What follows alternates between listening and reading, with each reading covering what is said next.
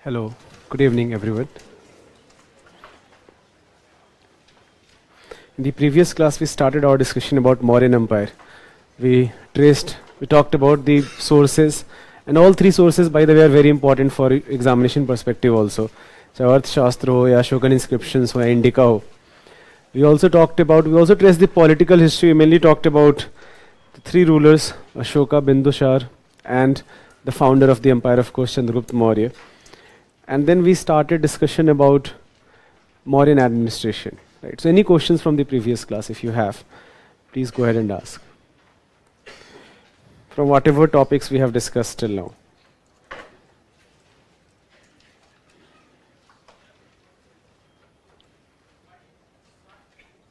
What is? So I'm really sorry, but you have to be loud. What is? Sorry, what is? I'm not able to understand the word. Decipher. Acha, Shishya. Shishya. Please use that in a sentence. What was the which sentence you're talking about?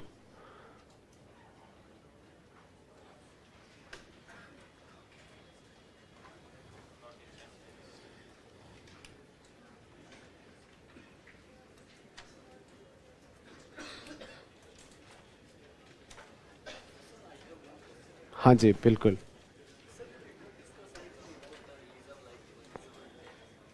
We haven't? So because the question is asking is that we haven't talked about Buddhism and Jainism. The question is because this will be discussed in art and culture classes. In the very first class I told you that there are few things जो बहुत clearly art and culture का part है. जैसे architecture हो गया, music हो गया, dance हो गया, painting हो गया. They clearly are part of art and culture. There are few things which are overlap. जैसे जो literary development है, जो religious development है, that is part of development in culture as well as part of history also. So the way we have divided the syllabus here is that literature and religion, which can be taught by the way in history also, but it will be discussed in detail in art and culture classes. That is why I did not go into detail of Buddhism and Jainism and what are the features of Buddhism and Jainism and all of that. Okay, but nonetheless we talked about the historicity of. We are talking about Buddha and Mahavir. Mainly they both are contemporary to each other. Mainly जो महाजनपद as है वहाँ पे emergence होता है, right? And in fact not just Buddhism, Jainism, but many other schools of philosophy such as Charvaka or Ajivika also.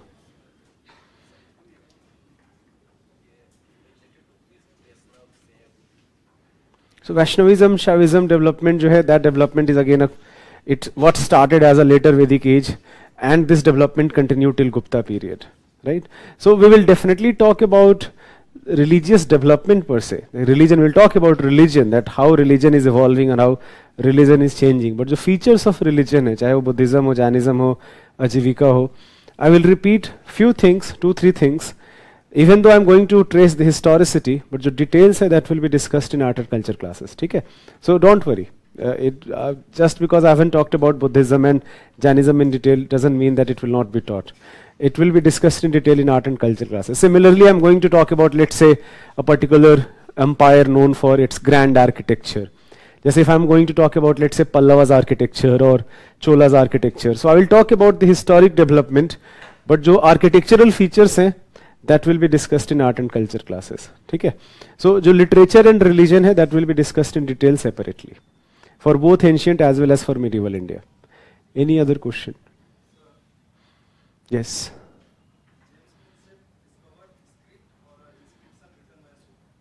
He deciphered script, and because the script is written, Brahmi script is used to, Ashoka basically used mainly Brahmi script for his inscription. So that is how he also was able to decipher what Ashoka has written, right? But he started because of these inscriptions. He wanted to decipher that. These were already discovered, Ashokan pillars, rocks, they were already discovered. And then he started figuring out that how do we have mechanisms to actually know that what is written there. And he was able to decipher the Brahmi script, and that is how we know the content of many of the Ashokan inscriptions, if not all of them, but many of them. Any other? हाँ जी. No, ऐसा कुछ भी नहीं पता चलता. War of succession occurs after death of Bindusara. Bindusara dies a natural death. We do not have any text which talk about Ashoka killing his father. But Ashoka killing his brother, that is popular in many texts. In fact, as many as 99 brothers. So 99 brothers may be an exaggeration. But at the same time, there is definitely war of succession, and the fact that Bindusara dies in 273 BC and Ashoka becomes king in 268 BC, that does signify it. But we exactly do not have a lot of details about that. Okay.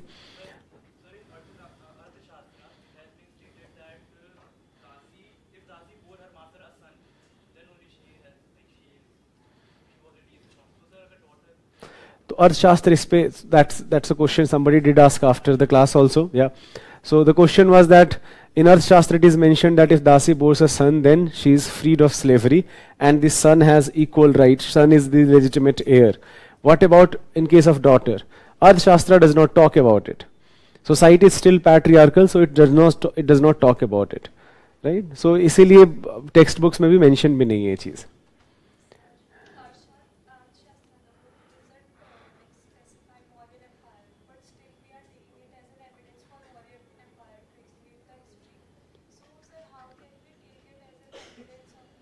That's a very good question. So the question is that if Arthashastra neither mentions Maurya, nor mentions Patliputra, nor mentions Chandragupta Maurya, then how are we taking it as a source?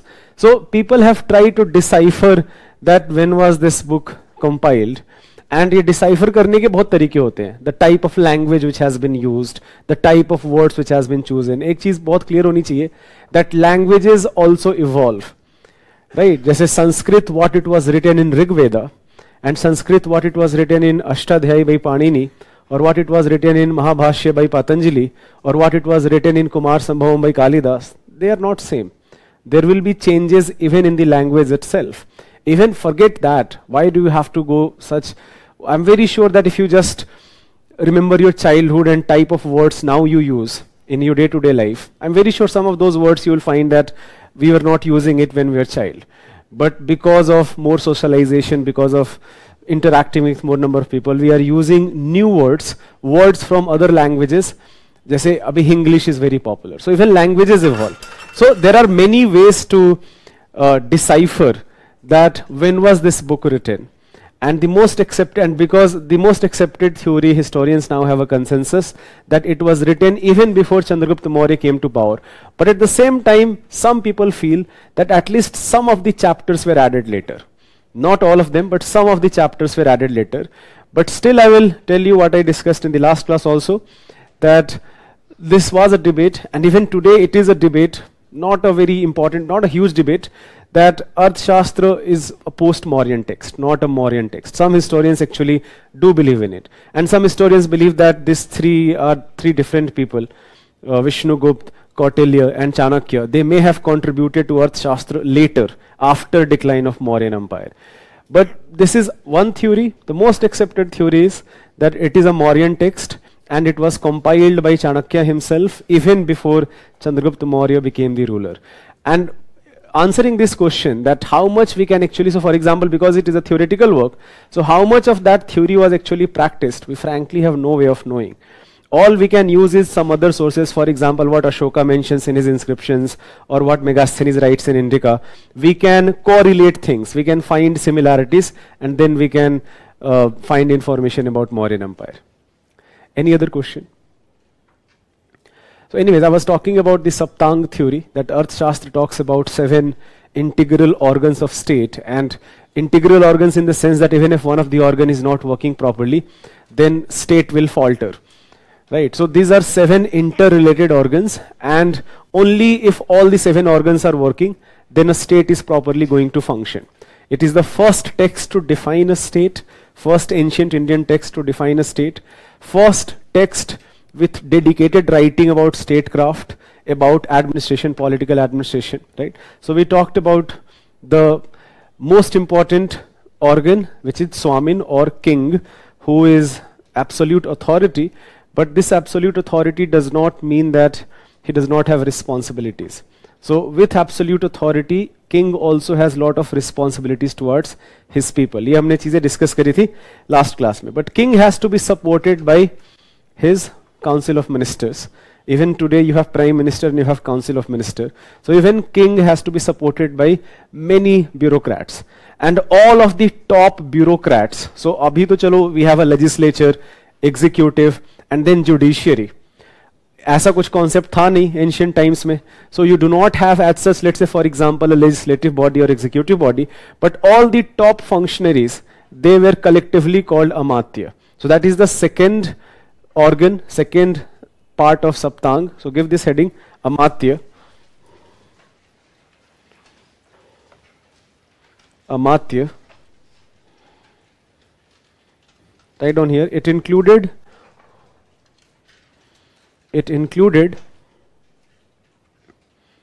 all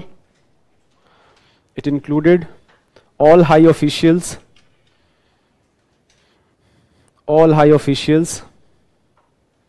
such as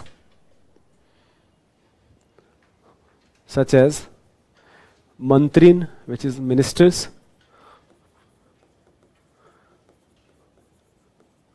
purohit, which is priest, senapati,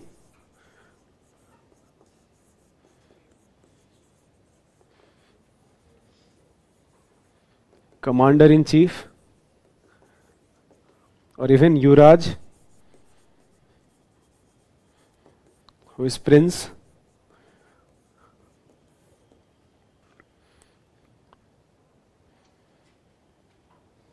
This was also a tradition, by the way, that even before becoming the king, you have to be trained in administration. So all of the princes, they were given a province to head. This Ashoka, when Bindusar was king, Ashoka was governor of Ujjain. Right, जो अभी भी उज्जैन, उज्जैनी जो हम बोलते हैं. So Ashoka was governor of Ujjain, and at one point of time he went to Gandhar also, because there was a rebellion in Gandhar and he had to crush that rebellion.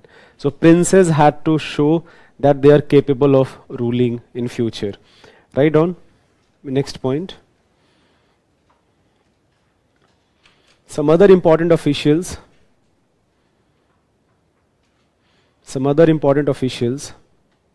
were called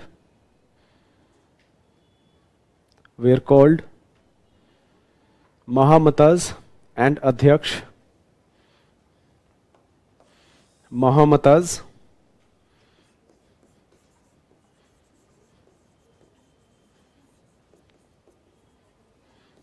and Adhyaksh, known for important administration and judicial functions, important administrative and judicial functions,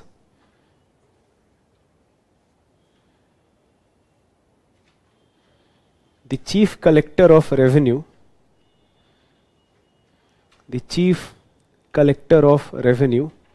was called Samharthi. The chief collector of revenue was called Samharthi, comma. The chief treasurer, the chief treasurer was called Samnidhatri.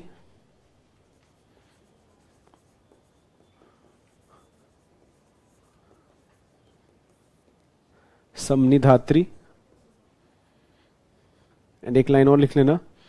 अर्थशास्त्र also mentions officers at district level.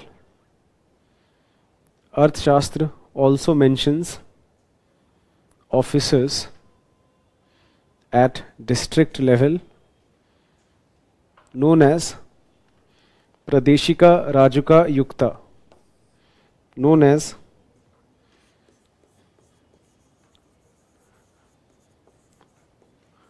Pradeshika Rajuka, Yukta.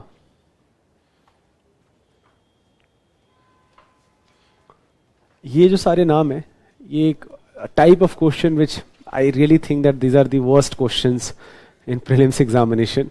But UPSC ऐसे एक term देगी और आपसे पूछेगी, they will expect you to know the meaning of these terms. That this term or the terms Pradeshika, Rajuka and Yukta from ancient India are related to which of the following? The answer बहुत simple होगा, district officers or important bureaucrats at district level. That's it. But ऐसे because there are so many books written on ancient history, UPSC can pick any book and they can pick any term from those books.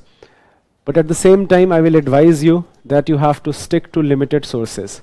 So if you are studying R.A. Sharma, read only R.A. Sharma. I use Upinder Singh textbook as a reference text. I do not expect you to read that. Again, I will repeat. Those who have history as an optional, you should definitely read this textbook by Upinder Singh. But if you are preparing for general studies, where you can expect about 4 to 5 questions, for those 4 to 5 questions, I do not expect you to read a book of 800, 900 pages, it's a very comprehensive book. It is going to be, बहुत सारी चीजें होंगी वहाँ पे, retain करना बहुत मुश्किल होगा. So whatever important is from that book, I have inculcated in my notes. So use the notes, R.A. Sharma textbook, or if you are reading Tamil Nadu textbook, whatever, but stick to limited sources. This is very important, right? आप बहुत ज़्यादा आप same time जो बचाओगे, use that in polity, economy, geography, environment, where you know that the number of questions, you can attempt more number of questions. This is also a reality. Even though I'm teaching this topic, but I'm telling you that there is a very good chance that if I include ancient history, medieval history and art and culture, and let's say for example there are 15 questions from this topic. So I am telling you here that out of those 15 questions, only 10 will be attemptable questions. Maximum 12. 3-4 question तो ऐसे होंगे जो आपको attempt करना भी नहीं चाहिए. Because UPSC is going to pick any random term from any of the book. And how much terms you can recognize or you can remember. Human mind का भी अपना एक limitation होता है. So do not bother about some terms. कुछ मान लो जैसे आपने पिछले साल का क्वेश्चन देखा, अब ये टर्म कहाँ से है, उस बुक को जाके पढ़ते हैं. फिर आपने एक और साल पहले गए, ये टर्म कहाँ से है, उस बुक को पढ़ते हैं. Don't do that. Don't fall for that trap. Whatever can be answered from one book and classroom notes, use that. Apart from that, you do not have to bother about reading some random obscure source because किसी साल UPSC ने उससे question पूछ लिया था. तो ये बिल्कुल ही नहीं करना है. ये इन जनरल नहीं करना है और एंशिएंट मिडिवल हिस्ट्री में तो बिल्कुल ही नहीं करना है. Right? You are here we are talking about 10-15 question even if I include art and culture together. 15 questions if I include these 3 topics.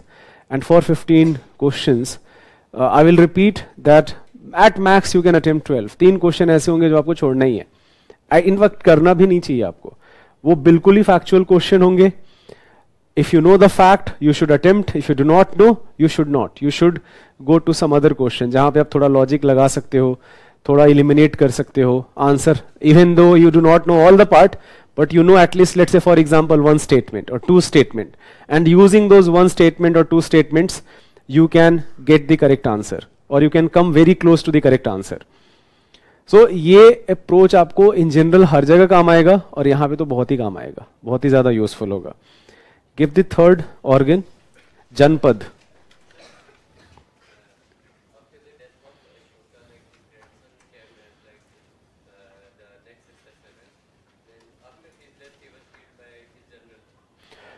There are many rulers after Ashoka. Ashoka ruled till 232 BC. The last Mauryan ruler was Brihadrath. He was killed in 187 BC. So there are many rulers. Okay, so if your question is that was primogeniture well established, there is a succession rule. This succession rule is called primogeniture. कि जो eldest son होगा, that is going to become the next ruler. And मान लो if eldest son is somehow abdicates the throne or somehow, let's say for example, he is not eligible or any for whatever reason, then जो younger brother होगा, he is going to succeed on the throne. So was primogeniture well established? That can be debated, because frankly, how come Ashoka then becomes the ruler, right? So this can be debated. Some historians will say that primogeniture, again I'm using a word here, primogeniture, it simply means that जो eldest son होगा, he is going to become the ruler, next ruler. You do not have to worry about it a lot. But in many cases, succession rule was not well established. So if succession rule is not well established, just a very good example is Ashoka himself, that Bindusar does not want Ashoka to be the next ruler. He has many sons, he is not the preferred ruler, but still he goes on to become the ruler. So clearly succession rule, even if there is, it is not being followed very properly.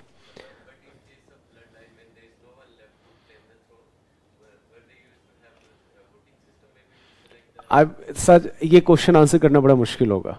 So if there is, let's say for example, not immediate blood relative, I'm very sure you'll find some blood relative, right? So however in Mauryan rule तो चलो यहाँ फिर भी इतना important नहीं है, but in some other cases you are going, जैसे Gupta period, I will tell you a very interesting story that how succession was used during Gupta period. There is a very interesting story about Gupta Empire, that one king which we do not read, but he actually existed and ruled for about 3-4 years. Right, so we'll discuss that. So was primogeniture established during Mauryan rule? That can be debated. And that very good example is Ashoka himself, the most important ruler, but he did not come from this succession rule. Give the heading, Janpad. कोई बात नहीं, कुछ भी कोश लिख लो. Give the heading Kosh if you want. So if you have written Janpad, write down Janpad.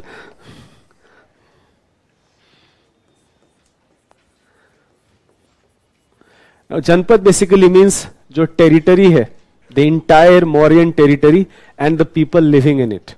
So Janpad का जो meaning होगा here, that will be territory and population within the territory. So basically this will include that what type of provincial administration we are talking about. Okay. So you have Patliputra, that is the capital, Magadh region, that is the central controlled region. But now you have a pan-India rule. Ab how this entire country is divided? So this entire country is divided into many provinces. There are many provinces of Mauryan rule. There are as many as 4 initial provinces, few may have been added later. Southern province, northern province, eastern, western province. They may have been further divided into smaller districts. So we do not have lot of detail, but we have some important terminologies, right? So for example, जो northern territories हैं, उनको उत्तर पथ, they have been called उत्तर पथ. जो southern territories हैं, they have been called दक्षिण पथ, things like that. So you have some terms here. This is very much debatable that what type of administrative setup it was. Initially, and even today, many historians feel that it was fundamentally a centralized empire. Centralized empire means that जो provinces हैं उन पे control बहुत ज़्यादा है. Everything is controlled by Patliputra itself. So provinces do not have lot of autonomy. But some historians challenge this theory. Because we are talking about a pan-Indian empire, then you cannot imagine the level of control, let's say for example in southern region, or in Deccan region, or in northwest frontier region such as Punjab, Gandhar region जो है, कि यहाँ पे same level of control होगा what it was in Magadh or what it was in, let's say, Ujjain or some important cities. So the level of control would definitely have been different, but more or less it was a very centralized empire. So आप लिख सकते हो, just write down few things. Apart from Magadh,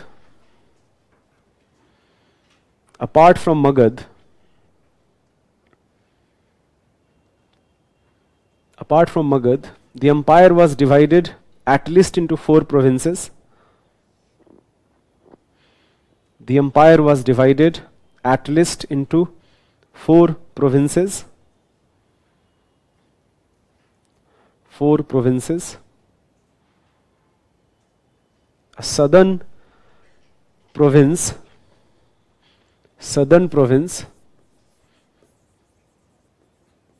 with its capital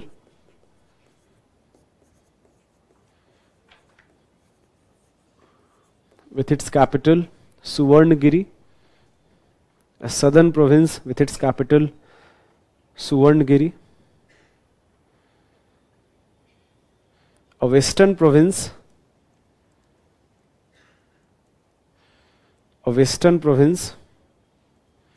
with its capital Ujjaini,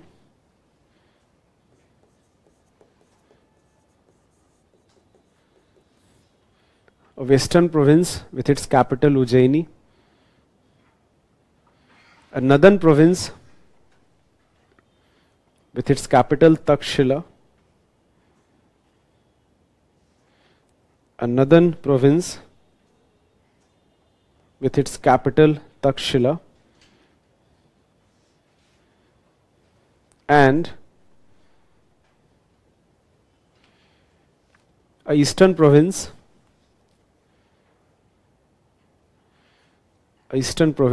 with its capital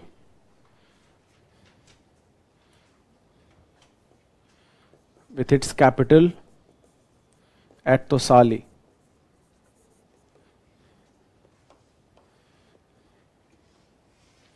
Suvarnagiri right now is in Karnataka. Later it was called Kanakagiri, very famous for its gold mine. Ujjaini, even though we do not find gold per se, we do not find in coinage, हमको gold coin Mauryan period में नहीं मिलता है, but Suvarnagiri जो नाम है that comes from gold mine. Ujjaini, that is what modern Ujjain is. Takshila, right now it will be in Pakistan. जो Tosali है, that will be in Odisha. So जो modern Odisha, it is one of the small towns now surrounding, in fact Bhubaneswar के बहुत आसपास में ही है, which is called Tosali.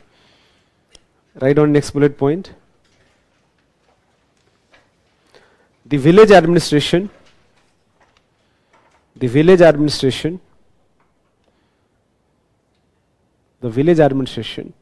was very efficient with many headquarters.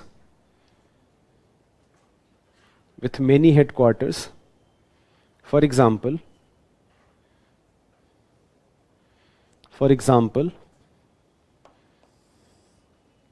at the level of 800 villages,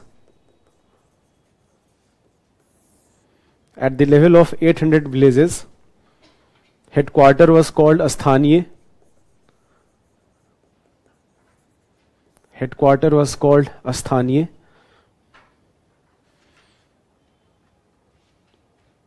At the level of 400 villages,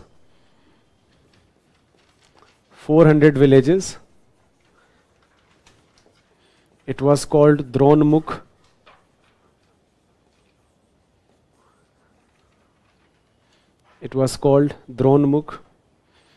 At the level of 200 villages,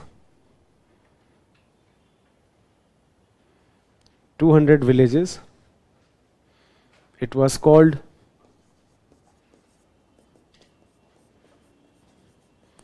Karwatika, and at the level of 10 villages, it was called Samgrahan.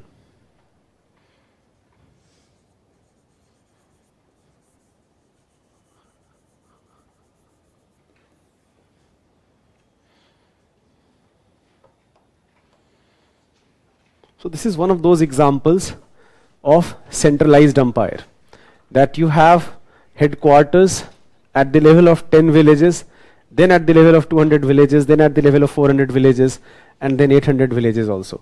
That even at village level, empire is trying to have some sort of control over, and all these headquarters have different names also. So this is about village administration. Write down the next bullet point. एक line बस और लिख लेना. The village headman was called Gramika. The village headman was called Gramika.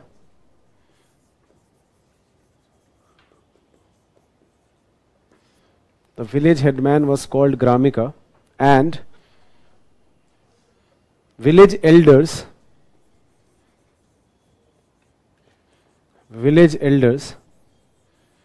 known as Gram Vriddhas,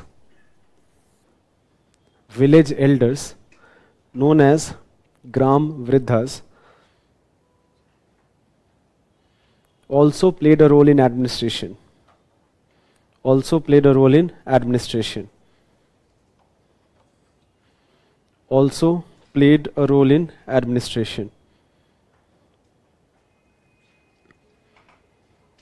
नाम से भी बहुत clear है, ग्राम वृद्धा, विलेज एल्डर. वृद्ध basically means old person. Write down the next bullet point. At Patliputra,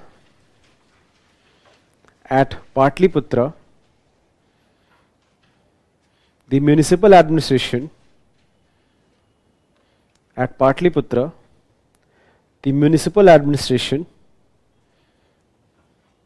was quite efficient.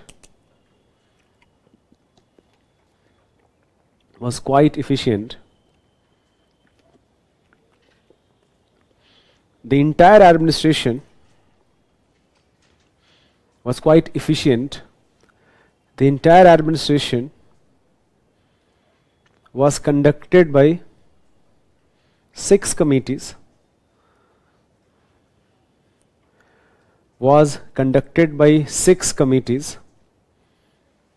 Having 5 members in each of these committees.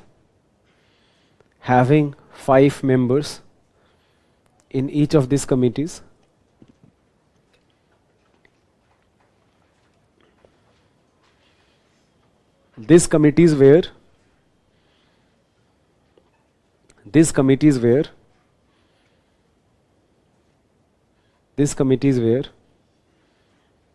for industry, foreigners,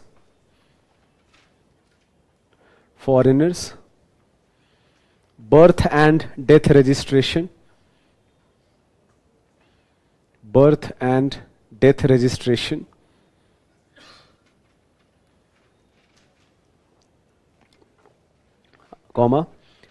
commerce and market regulations,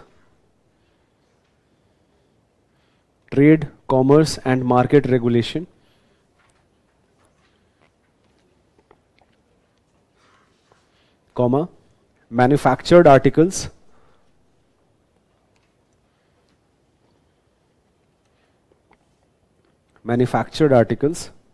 and tax collection.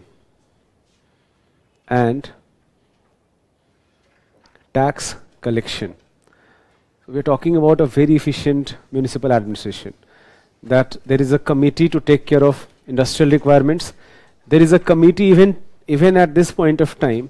There is a committee for consensus that every birth and every death is accounted for. A proper statistics is maintained for every birth and every death in the city. There is a committee for incoming of all the foreigners who come to Patliputra, because it was one of the grand cities.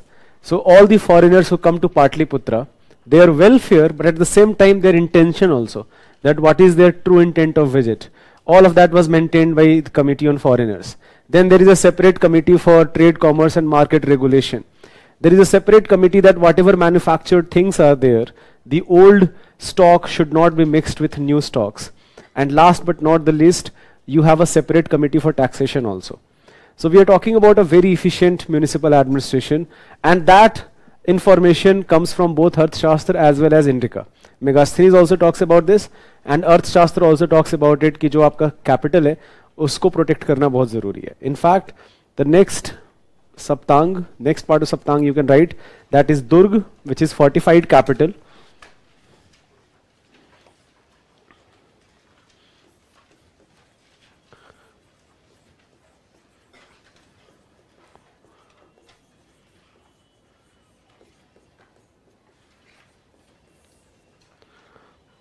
अब देखो, because जो capital है, that is power center of the entire empire. So capital का protection सबसे ज़्यादा ज़रूरी है. Even if let's say for example you lose lot of territory, but as long as your capital, you have your power in your capital, then you can always regain your power back. So there are special mechanisms to ensure protection of capital. जैसे Patliputra, because it is naturally surrounded by rivers. So Arthashastra talks about lot of things कि जो rivers हैं यहाँ पे बहुत सारे crocodiles breed करो आप, कि कोई भी अगर मान लो वाटर क्रॉस करके भी आता है, that will be very difficult for them to cross. After that, make proper forts here so that people who are entering, every entry to the city, that will be recorded properly. Then there is a dedicated army, in fact as many as 5 or 6 branches of army for warfare and at the same time for protection of the capital. So protection of capital is a very very important aspect mentioned in Arthashastra. आप लिख सकते हो?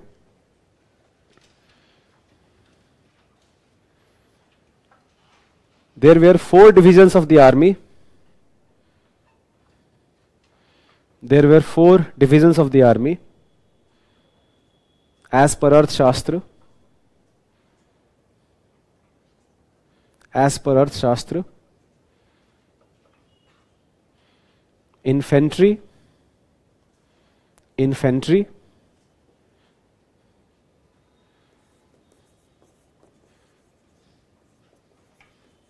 cavalry, chariots and elephants.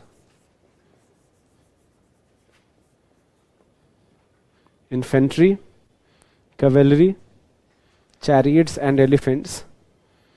They were headed by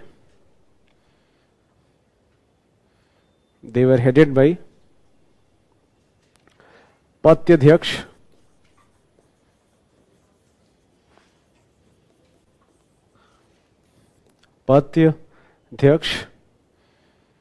Ashwadhyaksh, cavalry, horses basically. Infantry is foot soldiers, cavalry is horses. So Ashwa, Dhyaksha. Then you have chariots also, जो chariot warfare है, that is also very important. Rathadhyaksh, so chariots will be under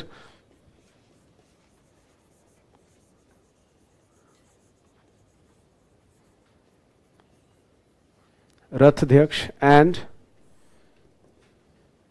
elephants, that was under Hastyadhyaksh.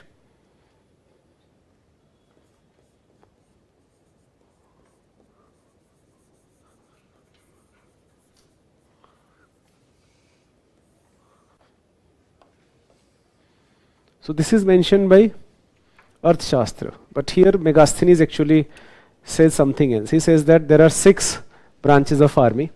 Apart from these 4 branches which he mentions, he also mentions that there was a naval branch. आप लिख सकते हो, Megasthenes mentions, write down. Megasthenes mentions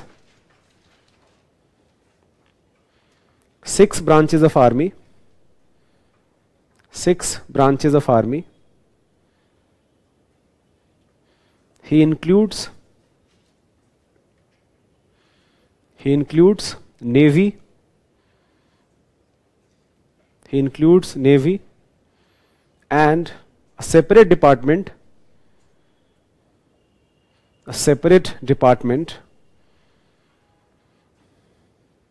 for transportation and supervision of equipments.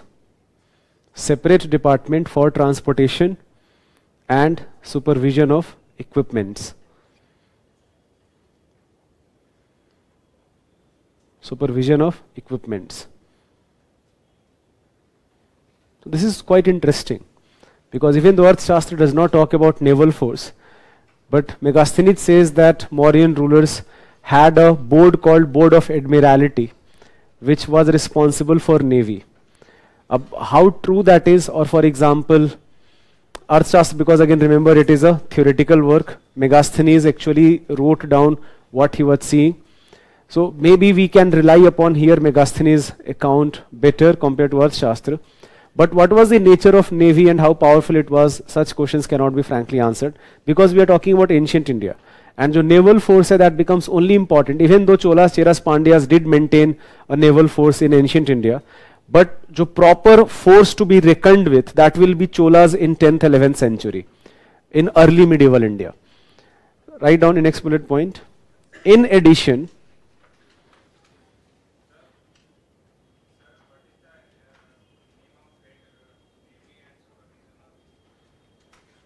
a board, he does not, so Megasthenes does not mention the Indian names. He mentions that there is a board here. This board comprises of about 5-6 people, and this board is in the charge of admiralty. So ये जो head मैंने नाम लिखा है, this is from Arthashastra. These 4 names are from Arthashastra. Megasthenes mentioned that the 6 branches of army, he talks about that there are 6 branches. Apart from these 4, he mentions that there is a navy also, and then there is a board. So for that, rather than mentioning one person, he says that there is actually a board, and that board comprises of few people, and this board is responsible for now infantry, cavalry, chariot, elephants, admiralty, which is navy, and transportation and supervision of equipments, right? And a last point लिख लेना. There is periodic levy of troops. In addition, there is mention of periodic levies of troops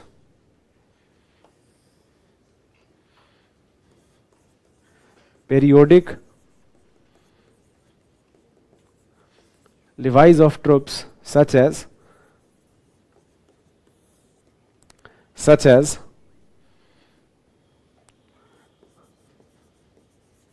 Mawla, which are hereditary warriors,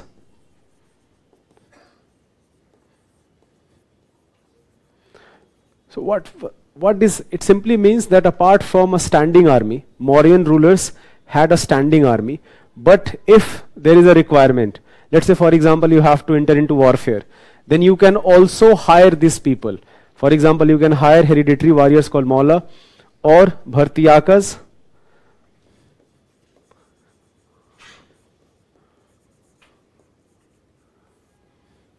bracket में लिख लेना, भर्तियाकाज are Mercenaries.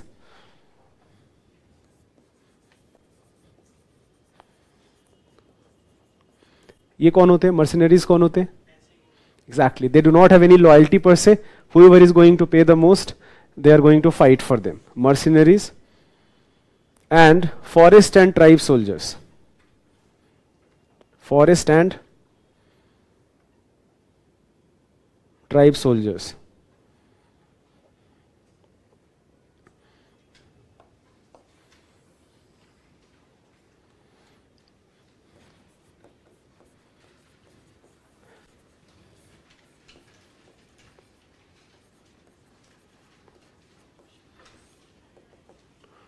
Treasury. Now this is again very, very important for Arthashastra. Arthashastra has an elaborate plan regarding taxation. It talks about various types of taxes. It talks about taxes in cash, taxes in kind. At this point of time, coinage is well settled. Mahajanpat period में ही coinage जो हमको मिलना शुरू हो जाता है. While in early Vedic age and later Vedic age, you still had barter system because you do not find coins. Even if there were coins, those coins were definitely made of perishable items which have not survived. So जो metallic coins हैं, that were used during Mahajanpat period. So during Mauryan period, coinage is well established. So the tax होगा, that will be in cash also, that will be in kind also. The standard tax is in general throughout the ancient history, you are going to find that standard tax is 1/6 of your produce.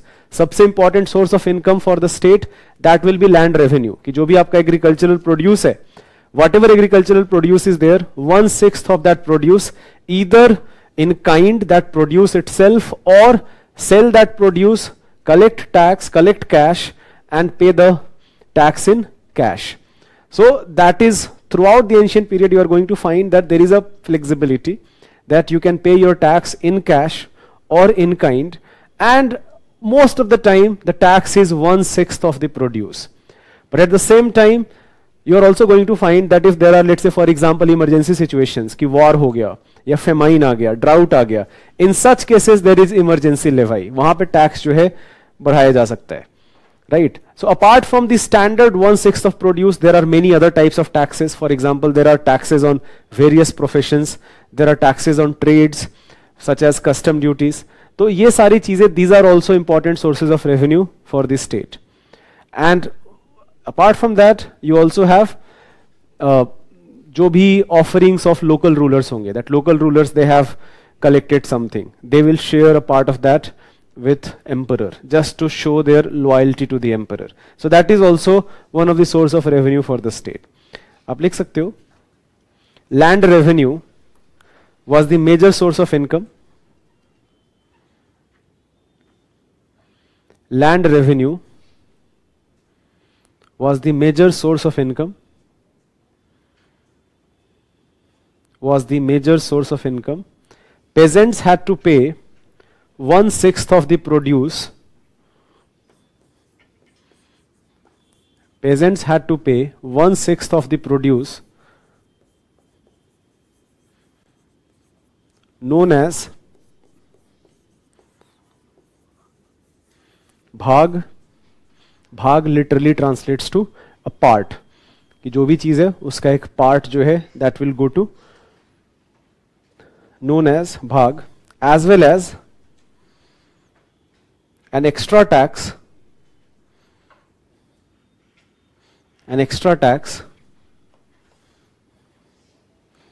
known as bali as tribute.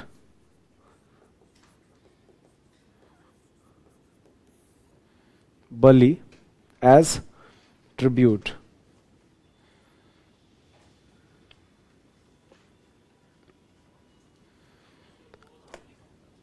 Yes, it was. So Bali right now it is not voluntary nahi hai. Bali is compulsory right now. How do we know that? Because Ashoka goes to Lumbini, where Buddha has taken birth, and he talks about that this entire village is freed of Bali and the tax has been reduced. Bhag has been reduced. So Bali jo hai, that is compulsory. Bali is not voluntary right now. So apart from 1/6 of जो standard produce है, एक tribute भी आपको pay करना पड़ेगा. That tribute was called Bali. There is always a debate about, there is another debate, कि what about land? Who owns the land? Do we have private ownership of land? Or entire land is owned by state itself? इसको लेके Megasthenes says in his book that entire land is owned by state. There is no concept of private property. But historians do not agree to that. How Megasthenes came to this conclusion, that is difficult to decipher. But Arthashastra clearly mentions that you have owner of land, you also have tenant of land, very similar to even today. That you own a land and you now have some tenant, either for agriculture or even if you have a house as a tenant, as a tenant, you can have a tenant in your house. But यहाँ पे tenant का मतलब है that you have given this land to someone for agriculture and you are going to get some part of your produce, right? So private ownership of land is well established right now, even though Megasthenes mentions that there is no concept of private ownership of land. आप लिख सकते हो. Arthashastra recognizes both state and private owned land, both state and private owned land, private owned land. The state owned land,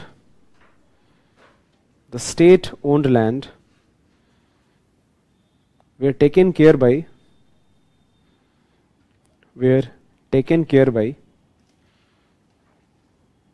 officers known as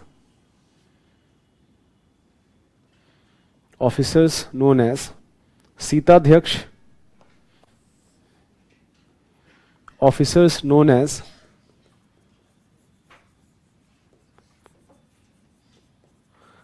Sitadhyaksh. The owner of the land was called Kshetrika. Private land के case में the owner of land was called Kshetrika and the tenant was called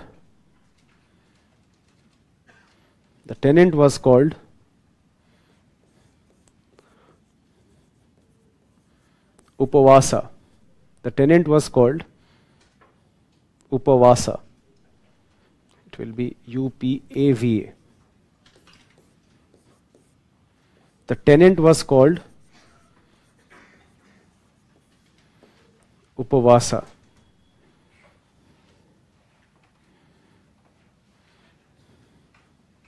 जो भी land आपने से, for example if I am the owner of the land, I have given this land to someone for agriculture, right? अभी भी बटाई system जो है, I am very sure that जो कॉन्सेप्ट ऑफ बटाई सिस्टम जो होता है, सो जो आप लैंड आप बटाई देते हो, that is basically you have given it to tenants, and you basically, because you are the owner, you are going to get, it depends upon from state to state, but it will be generally half of the produce will be given to the owner and half will be given to the tenant. Write down next. Many other taxes such as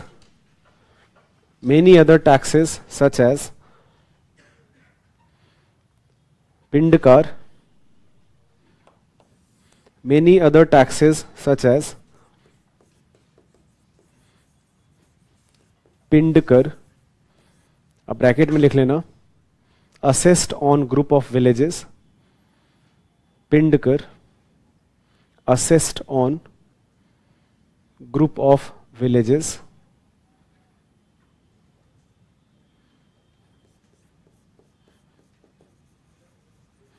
हिरण्य,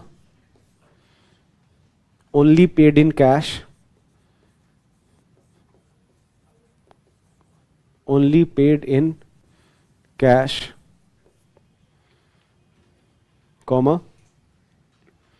कर, levied on fruits and vegetables,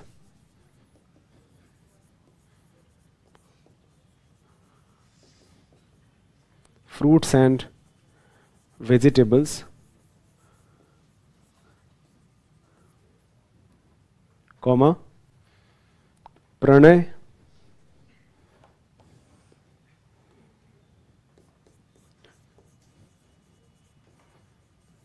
Pranay, emergency tax. So emergency tax will be in case of famine or war, etc. Pranay, are mentioned.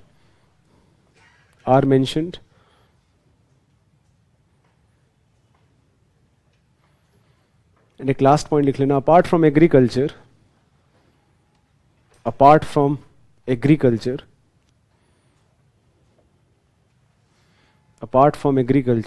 textile manufacturing, mining and metallurgy,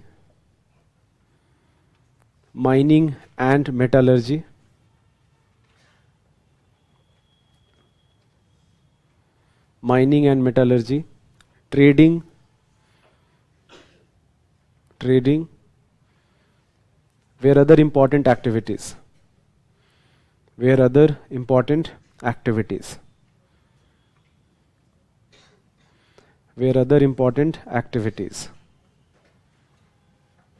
The production of iron, write down, the production of iron was monopolized by Mauryans. The production of iron was monopolized by Mauryans.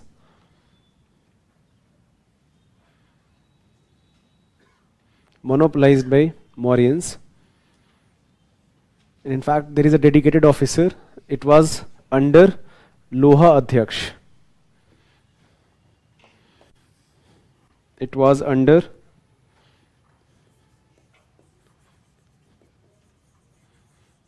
Loha Adhyaksh.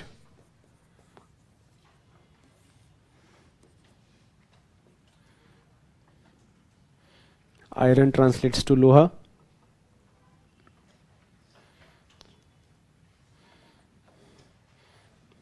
Arthashastra, write down an next bullet point. Arthashastra mentions the concept of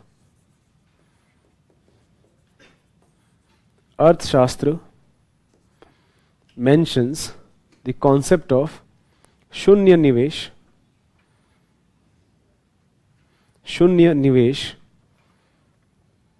that is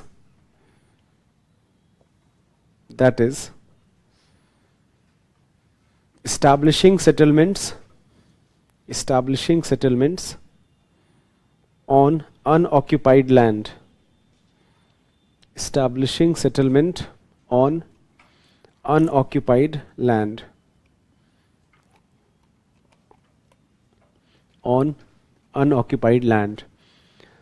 So this is also quite interesting that you have to, and because there is a benefit. So Arthashastra recognizes the ownership, that if somebody has occupied a land which never has been used for agriculture, then that person is going to become the owner. In fact, for some years, he does not have to pay tax also. So a lot of things are mentioned, and the purpose here is that more agricultural produce, more economic activity, that will lead to a more prosperous empire. Hence the word Shunya Nivesh, that you do not have to do anything. There is a land, has not been used for agriculture, use that. So clearing forest area, for example, it became very prominent at this point of time, that clear forest and use it for agriculture. So that will be also part of Shunya Nives. Mauryans used, write down, Mauryans used silver coins and copper coins.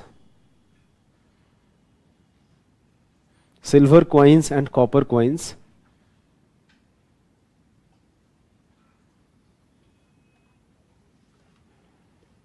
The officer in charge of coinage was Roop Darshak. The officer in charge of coinage was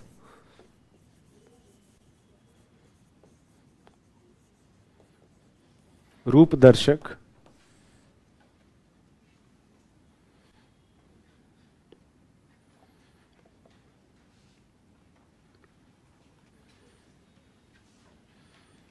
So this is more or less about the economic situation during Mauryan period. That land revenue is a very important source of income for the state, and state in fact has a dedicated focus on more agriculture.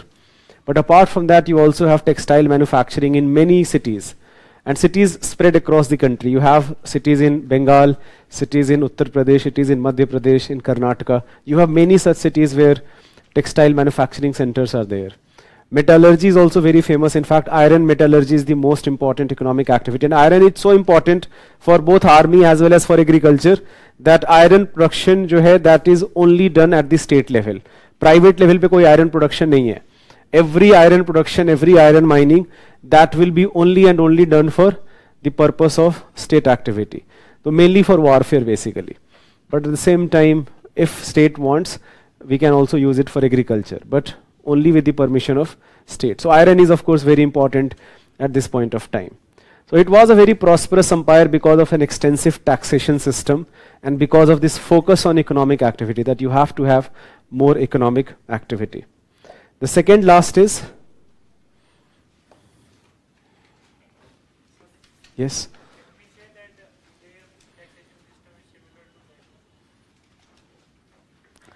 Today's taxation system is not similar to Mauryan taxation system. There will be, of course, we are always going to find some sort of similarity.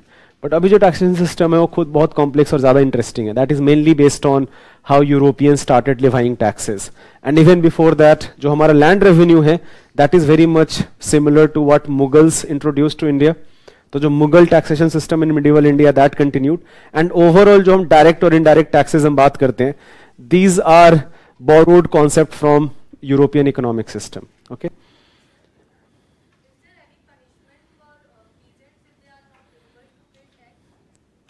Now that's a very good question. As such, for example, punishment जैसे एक जो punishment था taking away land of the peasants. You do not find any specific mention like that. That एक होता है ना कि if you are not able to pay taxes, then often one of the punishment was that your land will be confiscated. So you do not find a dedicated mention of that, that your land will be confiscated. What type of punishment? Very difficult to answer this question, but there is not a dedicated mention of such things. But that does not mean that there was no punishment. At the same time, the writer of Arthashastra perhaps knows that there may be a reality where peasants are not able to pay taxes, and maybe there is some sort of mechanism here. But again, it's a very difficult question to answer in the absence of sources. Okay, so this is a very good question again, that what about borrowing and lending money? So banking, that is how banking starts. So you do not have concept of as such central bank. However, एक बहुत important concept है जो मैं Gupta empire के time में I'm going to discuss in detail, but उसका जो genesis है that goes to Mahajanpad period and definitely Mauryan period, that is the concept of Shreni system. That you have guild of merchants who played a very important role in cities. जो cities हैं वहाँ पे बहुत सारे merchants हैं. These merchants made their own group.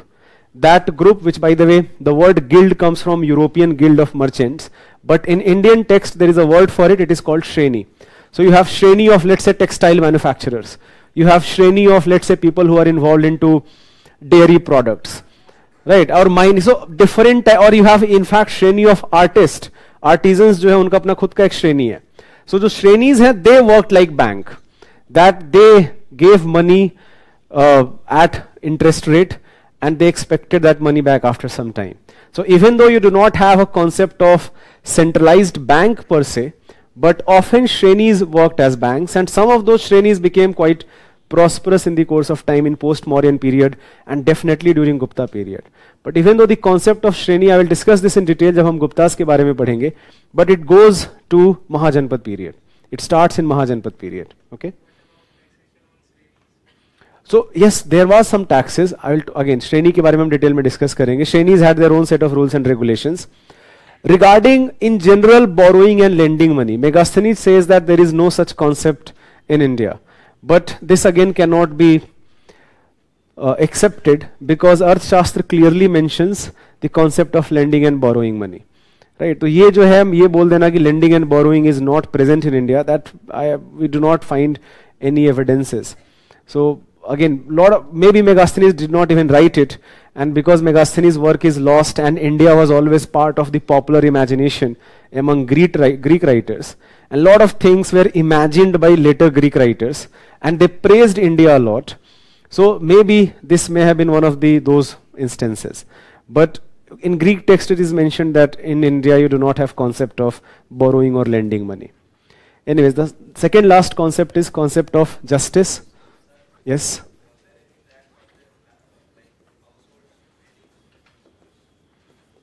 Household? So अभी जो हमने एक tax discuss किया हिरण्य, that is a tax on settlement. That is a tax assessed on group of villages. So yes, you have a tax which is assessed on group of villages. So you have a instance like that. Right? They will be?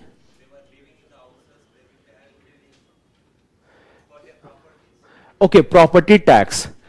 अब ये बड़ा ही एक difficult question होगा, but you do not find any mention of property tax. जैसे अभी जो आप बोल रहे हो कि अभी जो लैंड टैक्स होता है, देयर इज अ, जैसे अभी right now there is a tax called land tax that you have to pay tax on your property also. बहुत कम है रेट उसका, but there is one. I haven't come across any textbook where it is mentioned that there is a separate taxation just for land. There is taxation on the produce, but for the land ऐसा तो कुछ mention मैंने तो नहीं पढ़ा अभी तक. Okay हाँ हाँ, जो प्रॉपर्टी टैक्स वो बिल्कुल मॉडर्न कॉन्सेप्ट है. जो प्रॉपर्टी टैक्स का जो concept, that is quite a modern economic concept. But did something like this exist in ancient India? I haven't come across anything, so I will assume that the answer is no. Okay, taxes, that's again a very interesting question, but there is Arthashastra does not mention any type of tax rebate for any of the category. This is a very important question. What he is asking is that was there any tax rebate for top varnas, for example Brahmins or Kshatriyas? So Arthashastra does not mention it, and throughout any text it is not mentioned that some varnas are freed of tax. However, this concept actually becomes important not during Mauryan period, but during Satvahana period. That Satvahana, I am going to talk about Satvahanas in next topic, and they were the one who started this concept of what we called tax-free land given to Brahmins, and that concept now was used by later rulers such as Guptas or Vaktak rulers, or even at much larger scale by South Indian kingdoms such as Pallavas, Chalukyas and Cholas. Right? तो ये जो giving tax-free land to Brahmins है, that giving tax rebate, forget tax rebate, it is tax free. That concept was not there during Mauryan period. It was introduced in post-Mauryan age, which is Satvahana period. We will talk about that. Any other question?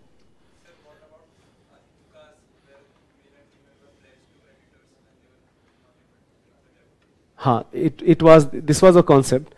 So his question is that if, let's say for example, somebody is not able to pay tax, can they become a slave in a way? The answer is yes. They can become a slave.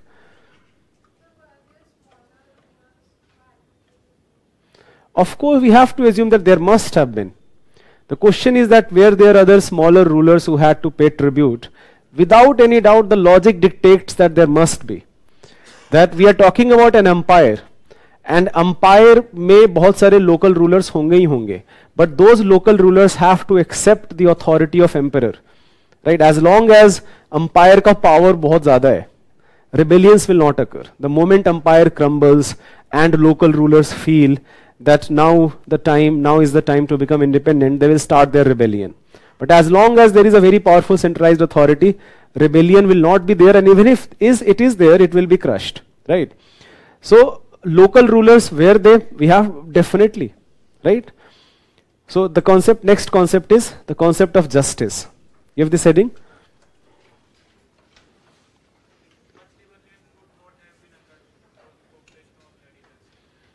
Not,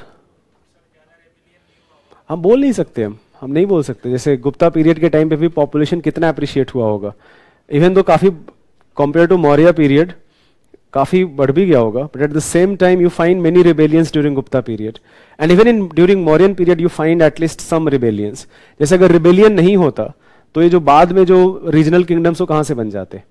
so once Mauryan empire declines, then you have, when Pushyamitra Shunga rules Magad, you have many small regional kingdoms, because all of them finally rebelled against Magad and they became independent kingdoms. So just because population is less, that is, you are thinking of popular rebellion.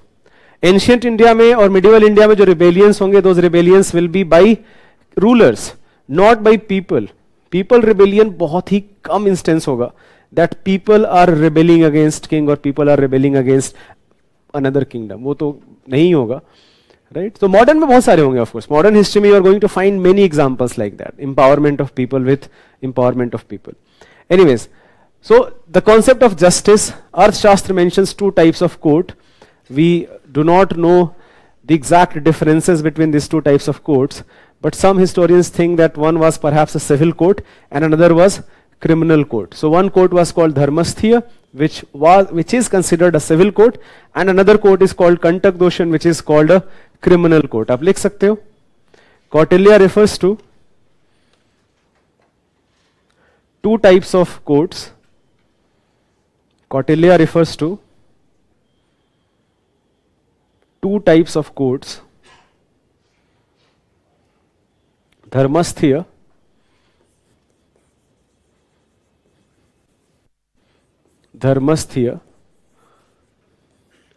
which may have dealt with civil matter, write down, which may have dealt with civil matter,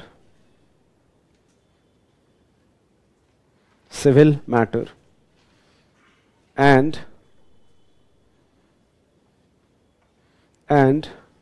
Kantak Shodhanas,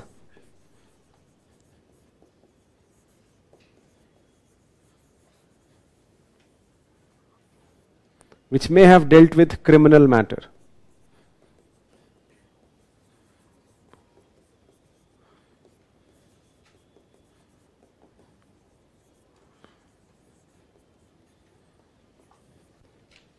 I know you have just started your preparation, so I will just distinguish between these two words.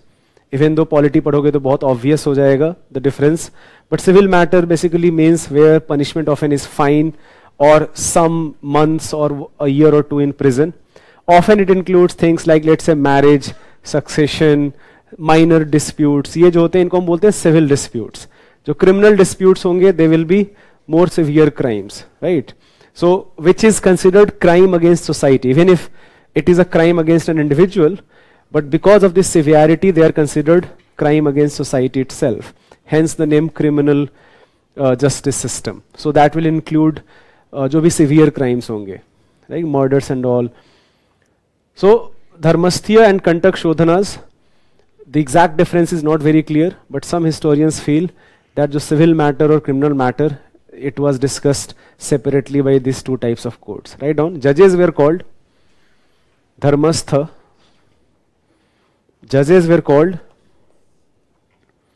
Dharmastha.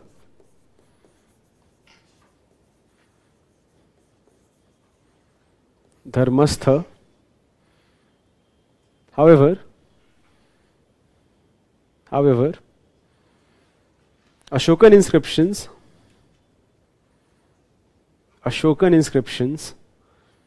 mentions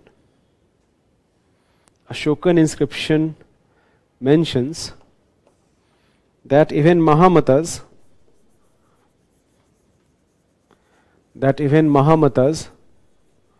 were given judicial functions.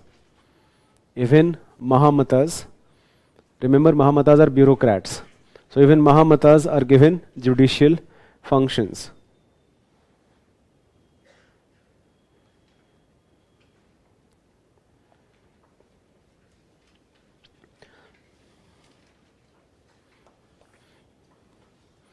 Pradesthris, write down. Pradesthris were responsible for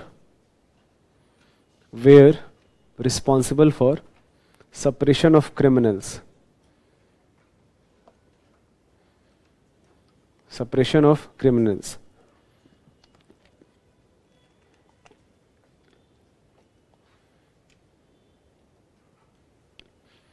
And एक last point लिख लेना. The nature of punishment depended on severity of the crime. The nature of punishment depended on the severity of crime, as well as varna of the offender,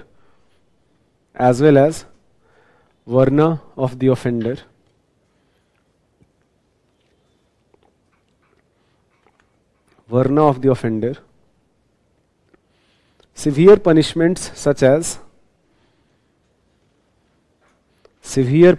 such as amputation, decapitation, cutting off an organ,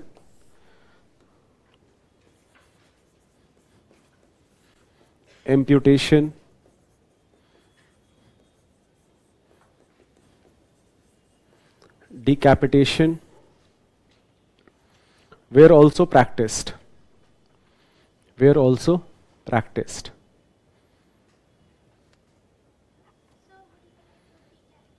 Cutting the head. So capital punishment basically. Ashokan inscription mentions that severity of punishment, it needs to be reduced, but capital punishment was not abolished. ये बहुत clear होना चाहिए. That even though Ashoka is talking about non-violence, this is also something I wanted to highlight. That in ancient India, people are talking about non-violence. I'm not saying that non-violence जो है बहुत एक integral feature of society है. But there are great philosophies built around the concept of non-violence. And this is also unparalleled in the world history. That entire history of world, चाहे वो ancient world हो, चाहे वो medieval world हो, that is filled with glorifying violence. But in India, people are very serious about discussing and debating non-violence. And you have great philosophies surrounding that, चाहे Buddhism हो, Jainism हो, or even many philosophies of Hinduism. They are talking about non-violence as an integral part of society. But that should not be, again I will repeat, that should not mean that society में violence नहीं है. I'm just talking that people are quite serious about it, they are debating, discussing about it, but society में violence फिर भी होगा ही होगा. Anyways, last is मित्र.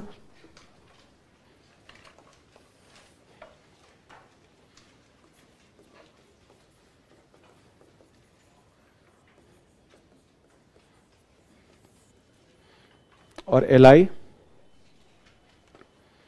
अब ये भी बहुत इंटरेस्टिंग है. This is the first text perhaps in the world which talks about in detail interstate relationship. अभी जैसे हम आईआर पढ़ते हैं कि इंडिया को कैसे बिहेव करना चाहिए विथ इट्स नेबर्स और विथ कंट्रीज फ्रॉम वेस्ट और यूएस और रशिया और China, what ever. So Arthashastra has a very detailed policy about that. This is called Shadgunya, that there are 6 policies a king can adopt. Any empire can adopt 6 types of policies. They are collectively known as Shadgunya. So the 6 policies are dependent upon what is your strength and what is your competitor's strength. So for example, Arthashastra says that if your competitor is powerful than you, then it is wise that you keep quiet. But if a competitor is weaker than you, then you have to continue policy what is called Vigrah, that you maintain hostility. You know that even if there is a war, you are going to emerge victorious. If you are much stronger than your competitor, then you attack and annex the territory. But if you are much weaker, then you have to always protect yourself. At least आपका जो capital है उसको protect करके रखो. Then at the same time there is also a policy called policy of dual policy, that if you have a common enemy, जैसे मान लो आपका कोई एलाई है और इवन इफ एलाई नहीं है but you have a common enemy, then ally with this country, this empire, and fight your common enemy. So there are various types of policies depending upon the nature of strength. आप लिख सकते हो. अर्थशास्त्र discusses interstate policy. अर्थशास्त्र discusses interstate policy. Interstate policy and lists 6 policies.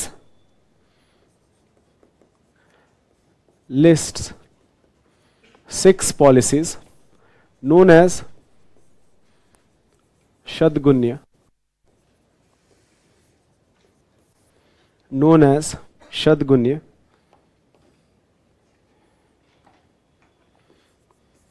Write down in bullet points. First, policy of Sandhi.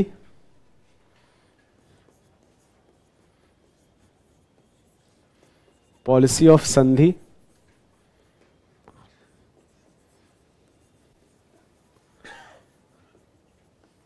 Peace treaty. If one is weaker than the enemy, if one is weaker than the enemy. Policy of Sandhi, if one is weaker than the enemy. Sandhi literally means peace. Policy of Vigrah. So Vigrah means hostility.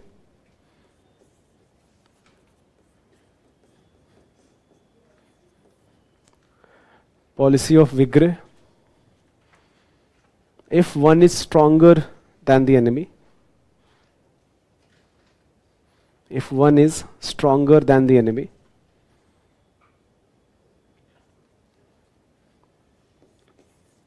Policy of Asana. Policy of Asana. This means keeping quiet. If one is equal to the enemy.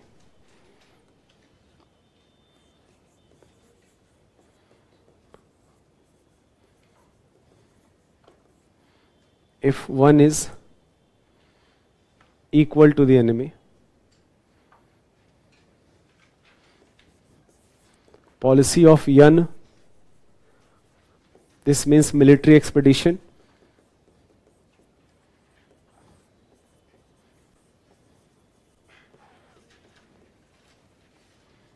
Military expedition.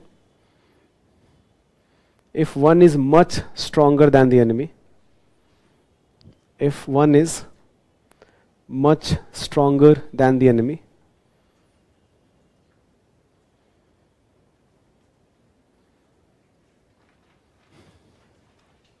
Policy of Samshray.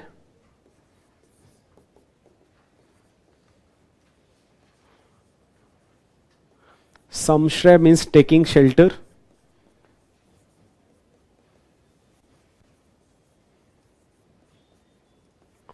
Taking shelter. If one is very weak. If one is very weak. So you have to take shelter either in fortified capital or to your ally. And last is called dual policy of, so this is called policy of Dvaid Bhav.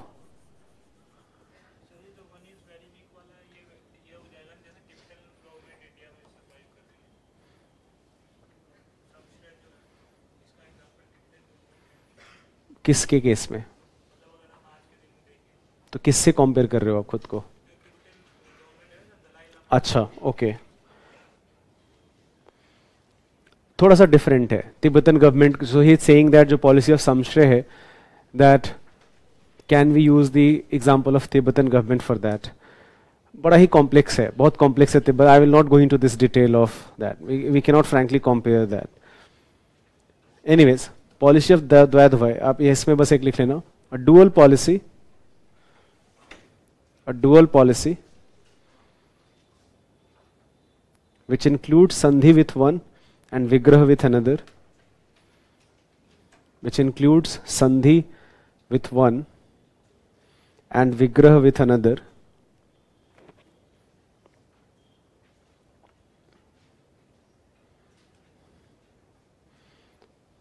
so basically finding an alliance to defeat a common enemy. That is the meaning of dual policy. Write down the next bullet point. Arthashastra mentions, Arthashastra is written, write down, Arthashastra is written from the perspective of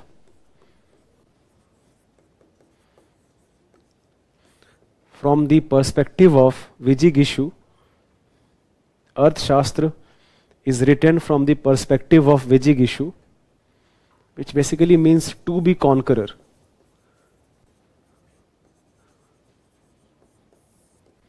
To be conqueror.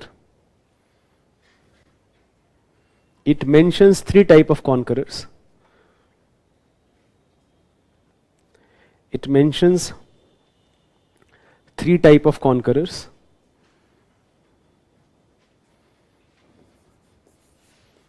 Asur Vijayan,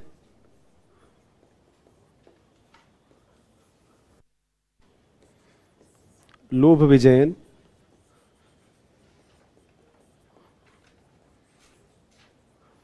and Dharma Vijayan.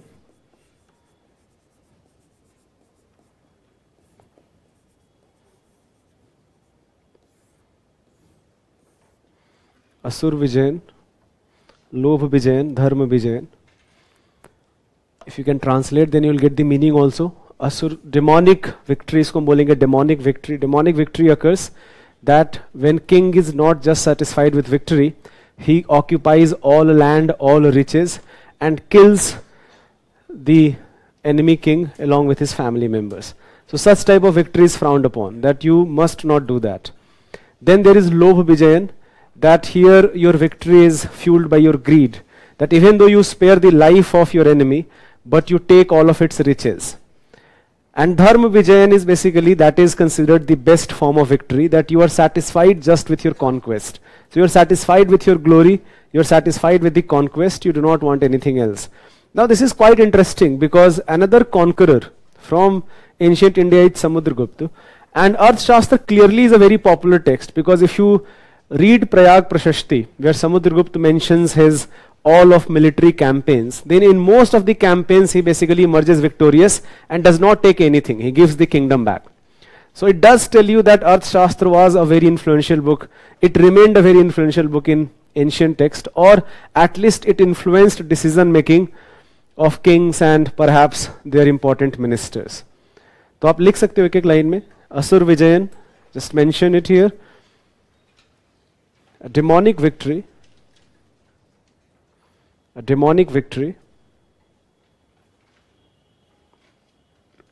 where the conqueror seizes land,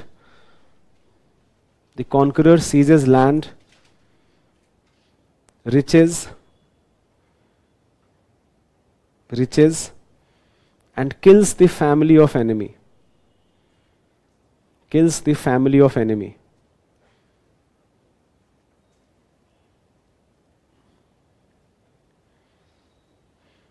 Lobh Vijayan, in one line you can mention here. Conquest is motivated by greed.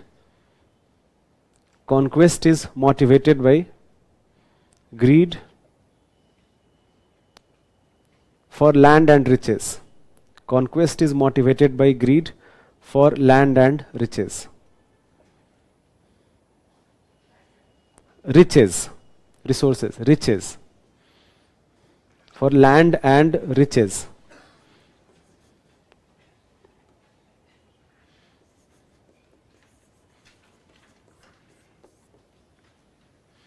And last, Dharma Vijayan,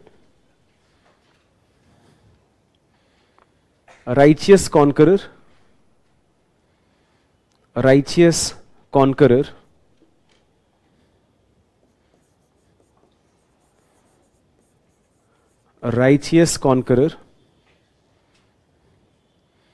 who is satisfied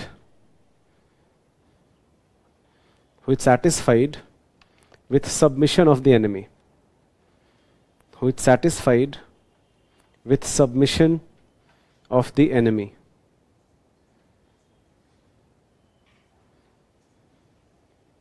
Submission of the enemy. So the purpose here is not looting the wealth or killing your enemy, but just the mere submission is enough, and that is the best form of victory.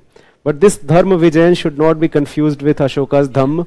जो अशोका का जो धम्म घोष है, that is not at all about war. तो हमने कल के class में discuss किया था ना, Bheri Ghosh and Dhamma Ghosh. Now Bheri Ghosh is proper physical conquest, and Dhamma Ghosh basically means a cultural conquest, that you win over your competitors if you can spread your ideas and they accept your ideas. Right? So Ashoka goes on to a path of Dhamma Ghosh. So Dhamma Ghosh is not same as Dharma Vijayan. They both are different words. Dharma Vijayan includes war, Dhamma Ghosh includes spreading your ideas. Right? That's it. It does not involve. No, not exactly. So भेरी घोष को हम इसे compare करने का मतलब नहीं है, entirely different word. वो एक कॉन्टेक्स्ट, धम्म घोष के कॉन्टेक्स्ट में भेरी घोष वर्ड यूज किया हुआ है, ये बिल्कुल एक अलग कॉन्टेक्स्ट में यूज किया हुआ है. So we should not compare Bheri Ghosh with this three type of victories. आपका कॉमन एनिमी है, जैसे मान लो India allies with US to fight China. Simple, ठीक है. इवन दो इंडिया यूएस कोई बहुत अच्छे एलाइज नहीं है, but both have a common enemy. So you have a, let's say for example, Sandhi with US and hostility towards China, right? So, बड़ा ही imaginative situation है, but you get the idea what I'm trying to say.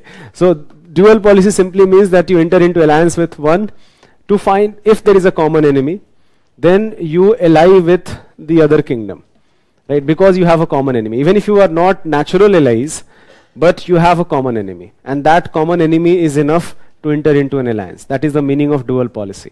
Okay. Write down one last point. लिख लेना इसी में. Many diplomatic posts are also mentioned.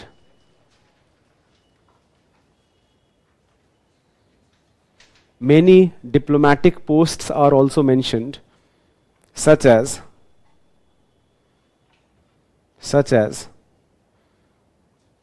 Nisri Hartha Dutt,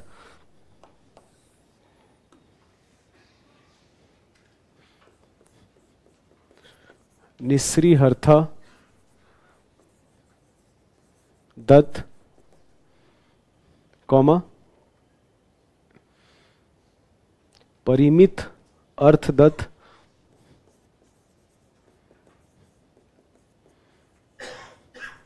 Parimit Arth Dutt, and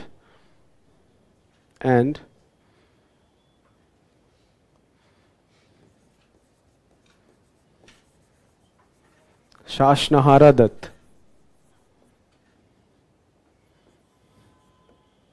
Shashnahara Dutt. So basically these are what will be equivalent of Indian foreign services, that you have ambassadors, but ambassadors with different type of responsibilities. So these are diplomatic posts. So even at this point of time, Arthashastra is talking about diplomatic post.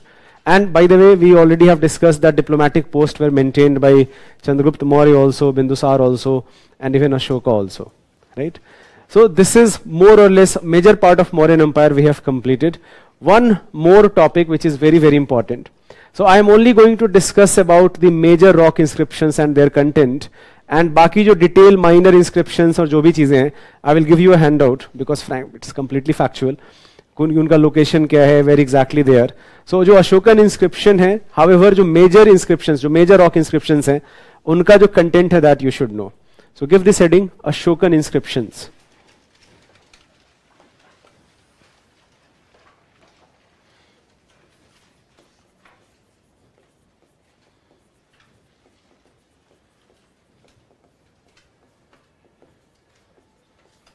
Ashokan inscriptions. Yes. कौन सा post? नहीं, अमात्य कोई succession वाला post नहीं है. Okay, the question is that जो council of ministers जो हैं, is that decided by succession? No, not necessarily. There is a very good chance that nepotism may have been there, that let's say for example minister का बेटा minister बन जाएगा. So there may have been chance, but that is mainly because the upbringing itself and the privilege which you enjoy as a child. But this was not a rule per se. Anyone with their talent, with their knowledge could become amatya. But जो king होगा, that will come from the same bloodline. ठीक है? So जो ministers हैं, they do not have to come from the same bloodline, but king will come from the same bloodline. Yeah.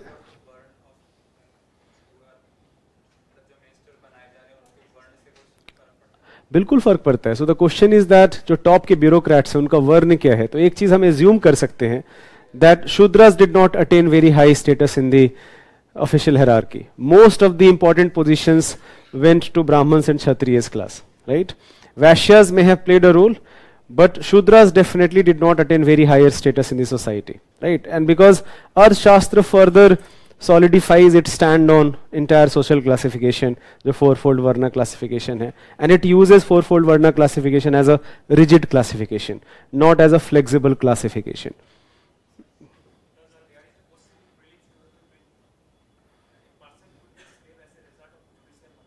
Yes. That statement is correct. As a judicial punishment, you can become a slave. So ये जो question जो UPSC का इस साल का question था, तीनों statements correct हैं. All the three statements are correct.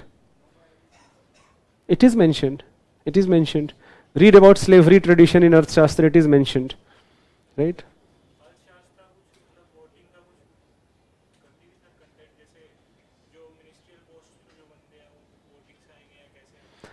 ऐसा कुछ भी नहीं है. बट जैसे अर्थशास्त्र ये डेफिनेटली बोलता है कि जो नॉलेजेबल पीपल हैं, his question is that is there any special mechanism that who will become minister.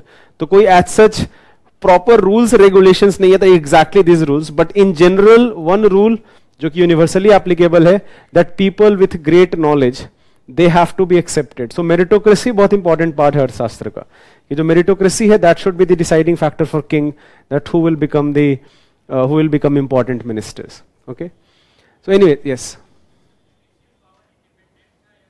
नहीं था, बिल्कुल नहीं. ये जो judicially, his question is that was judicial power independent of legislative function or executive function. तो बिल्कुल भी नहीं. ऐसे independent judiciary is again a very modern concept. जो independent judiciary जो हम अभी witness करते हैं, that is a modern concept which evolved into Europe, right?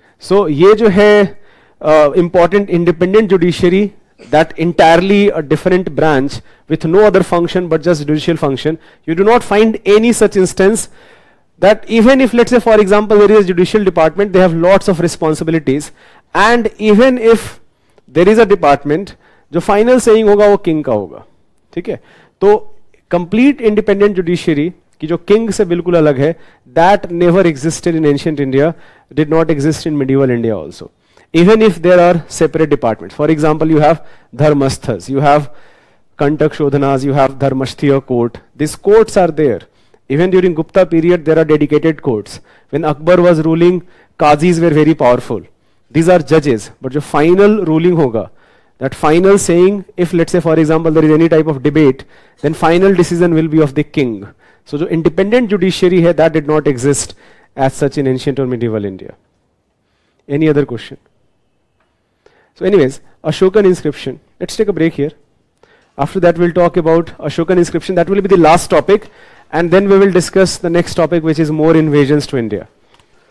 For students who have been watching lectures online, the response portal is active now for you. Just there are a few things you have to take care of. Do not use response portal for personal chit chat. Personal chit chat, I do not allow that in class. I'm not going to allow that on response portal also. In general, you have to follow this guideline. If a question is being asked, use that response portal to answer the question. Any type of personal chit chat. And also one more thing which is very, very important. Do not use response portal to ask questions during the class. There is a separate mechanism for that.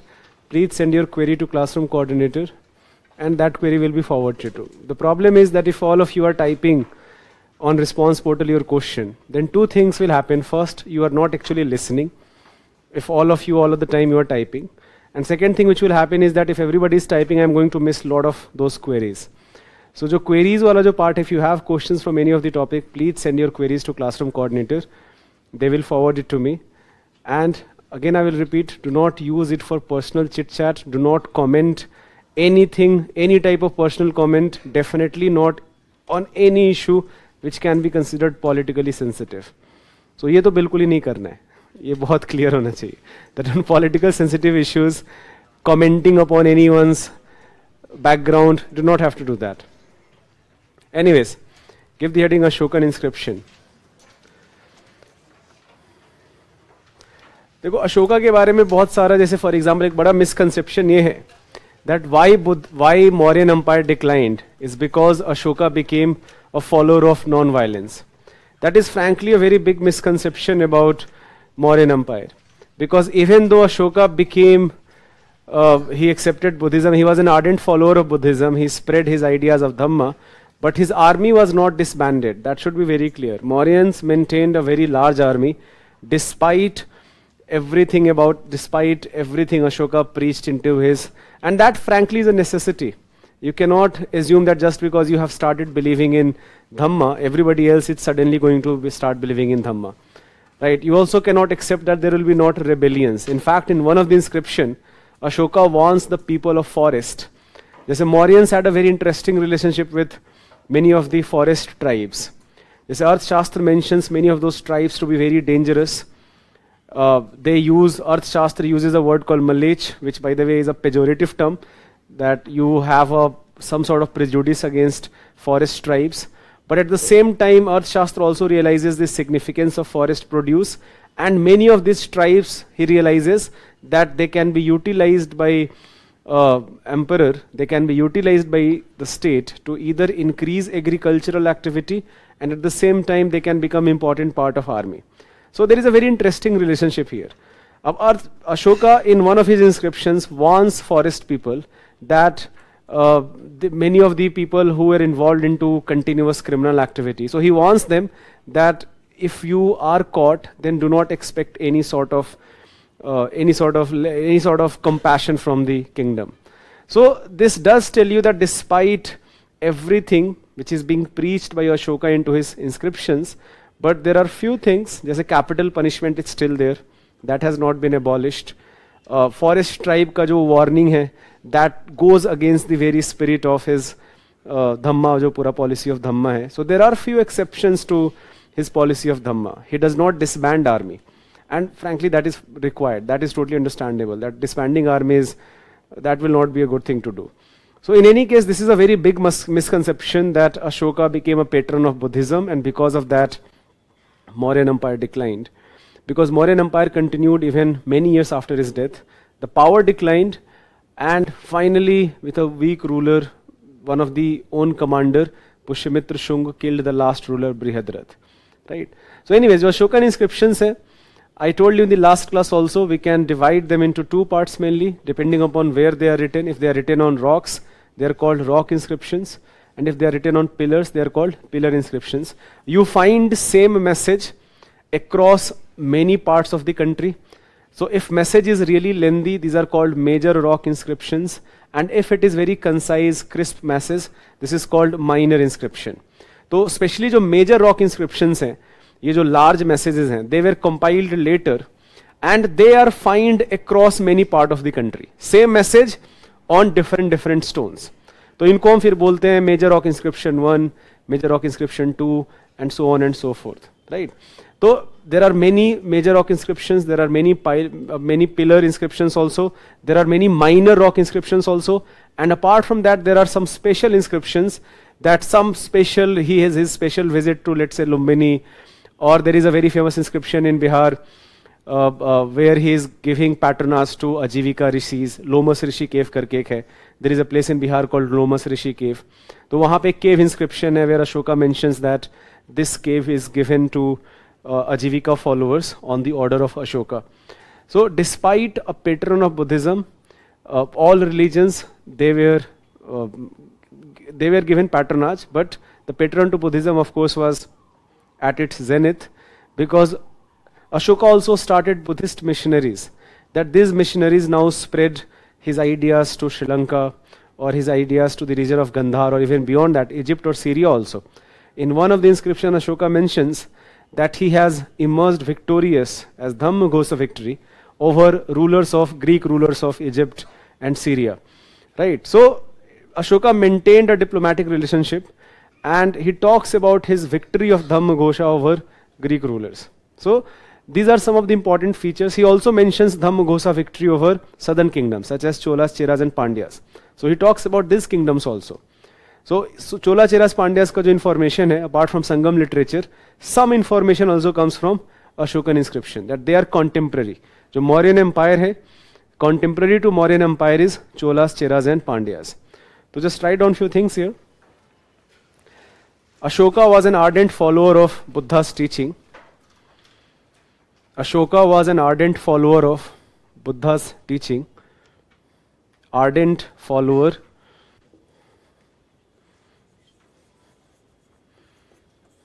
Ashoka was an ardent follower of Buddha's teaching. In fact, he organized Third Buddhist Council at Patliputra. Third Buddhist Council at Patliputra. Again remember, first was done by Jatshatru at Vaishali, second by Kalashoka at Rajgiri. First at Rajgiri, second at Vaishali, and third Buddhist Council by Ashoka. In fact, Ashoka, in some Buddhist texts it is mentioned that he erected as many as 84,000 stupas. जैसे एक Buddhist architecture का जो बहुत important part होगा, there will be a stupas. Stupas have a very interesting architecture, a hemispherical dome. On that dome you will have a circumvent area where you can actually move around, and as you move around you are going to find phases of life of Buddha. So it is mentioned that Ashoka constructed as many as 84,000. That may be an exaggeration, but nonetheless many of those stupas even today have survived. The most popular is in Sanchi, जो Sanchi stupa of Madhya Pradesh जो है, so that is one of the most famous one. And many of the stupas, there is one in Bihar, in one of the district called Kesaria. You have one of the oldest stupa, Buddhist stupa, that was erected by Ashoka himself. And stupas had a very interesting characteristic that जो भी बुद्धा के relic थे, anything related to life of Buddha, those relics were kept at different stupas. So the number 84,000 may be an exaggeration, but without any doubt many stupas were erected by Ashoka. आप लिख सकते हो? He is credited with redistributing relics of Buddha,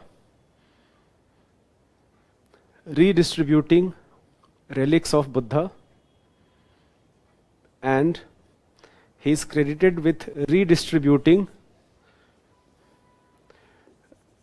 relics of Buddha and enshrining them in every important town. Enshrining them in every important town in stupas.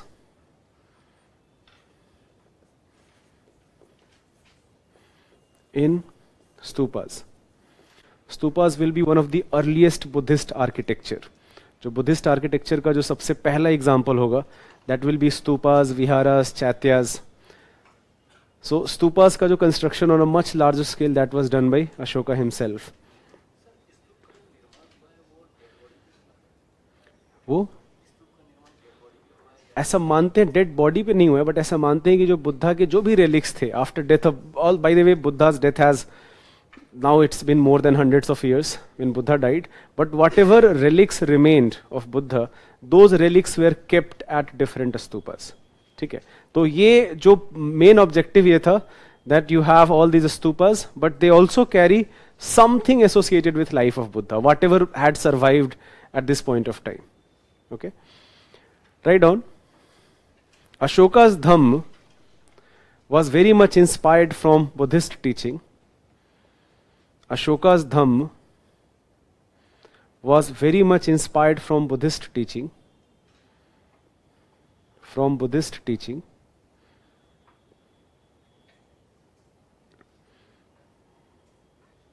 Buddhist teaching. These ideas of Dhamma were inscribed on rocks and pillars. Were inscribed on rocks and pillars. And we find them in different part of Indian subcontinent. Different part of Indian subcontinent.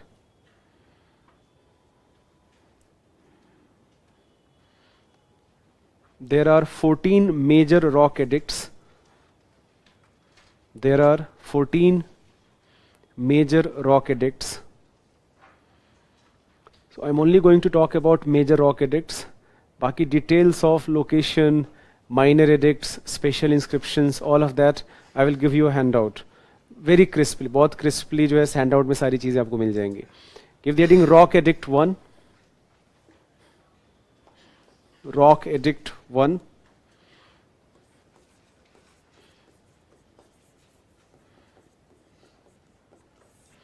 Rock Edict 1. Write down in bullet points. It prohibits animal slaughter. It prohibits animal slaughter.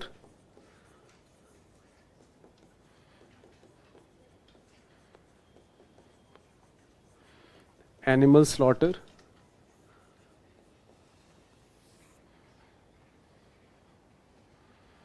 अब जैसे इस inscription में एक बड़ा interesting चीज़ ये है that every day in the kitchen of Mauryan kitchen, peacocks were killed and peacock meat was a delicacy.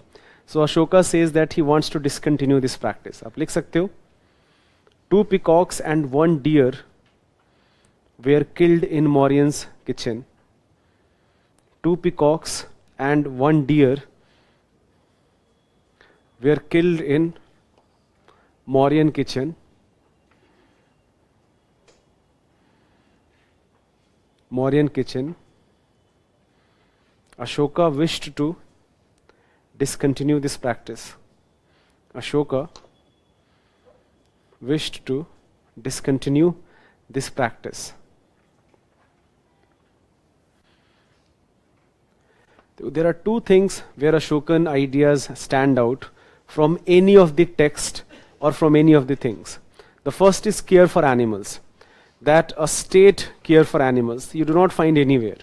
And second is care for slaves, care for the most marginalized section of the society. So slave के rights जो है अर्थशास्त्र में भी mentioned है. अर्थशास्त्र has a very sympathetic attitude towards slave, and it talks about, we already have mentioned that it talks about various rights available to slaves. But जो अशोका का जो एक care है, that you have special departments, special officers for slaves, for women, for animals, that is unmatched. Major Rock Edict 2. Write down. Rock Edict 2.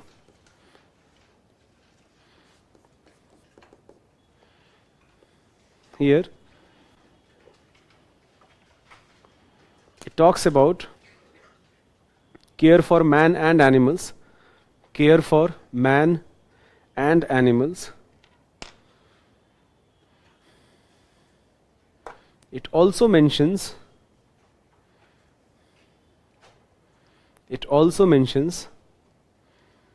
Chola, Chera, Pandya,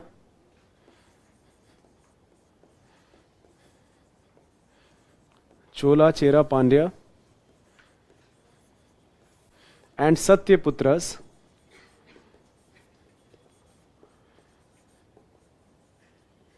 Satyaputras from the southernmost region. From the southernmost region.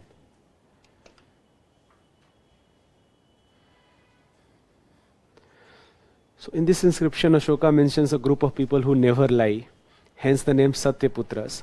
But you do not find this mention anywhere else. Who exactly are Satyaputras? What is their kingdom? This information we do not find in other sources. But Ashoka mentions that a group of people known as Satyaputras, and they are called Satyaputras because they never lie. 3. Rock Edict 3.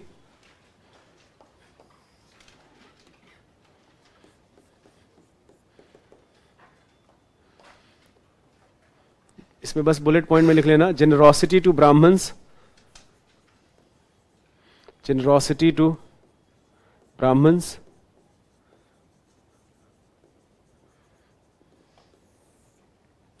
generosity to Brahmins, and it also mentions that Yuktas, Pradeshikas and Rajukas, Yuktas, Pradeshikas and Rajukas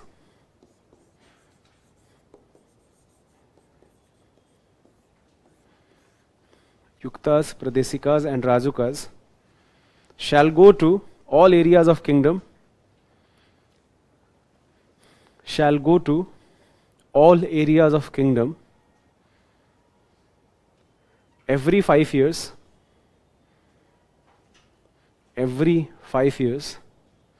and spread the Dhamma policy of Ashoka.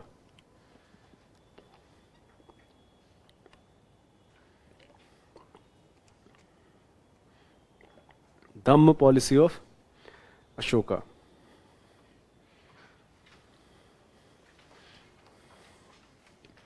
Next, Rock Edict 4. Major Rock Edict 4. It mentions Dhamma Ghosh over Bheri Ghosh.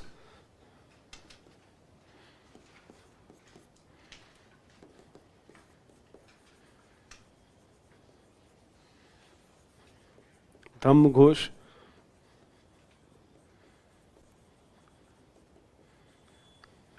over Bheri Ghosh.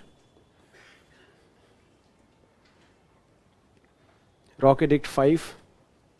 I am only mentioning the most important bullet point from all these inscriptions. These inscriptions are quite large. बहुत सारे बहुत general points हैं, impact of Dhamma on society. So lot of these are very general points, but जो outstanding points हैं, जो सिर्फ यहीं पे मिलेगा. I'm only talking about that. जैसे Rock Edict 1 prohibits animal slaughter. 2 talks about Cholas, Cheras, Pandyas. That is the outstanding feature of Rock Edict 2. तो ये हमको clear होना चाहिए. Rock Edict 5. Concern about slaves. Concern about slaves. It also mentions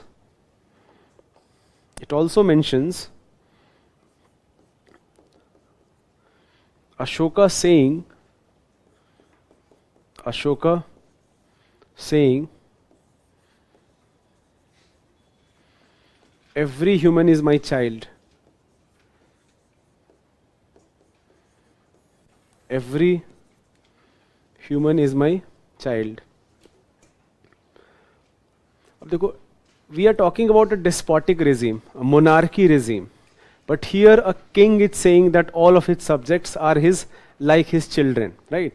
So such type of political setup, जो political scientists हैं इसके लिए एक word use करते हैं, which is called paternal despotism. So despotism means absolute authority. Despot का मतलब होता है there is an absolute authority. There is no challenge to the power. There is no question to the power.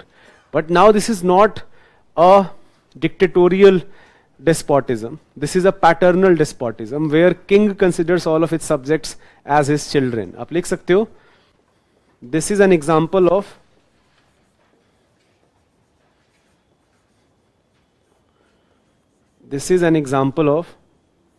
paternal despotism. Paternal despotism.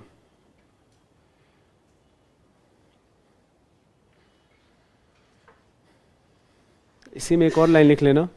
In the Rock Edict 5 itself, a special cadre of Mahamatras or Mahamatas, a special cadre of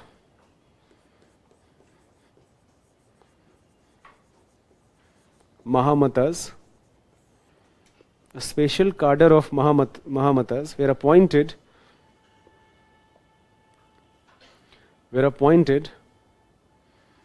to spread Dhamma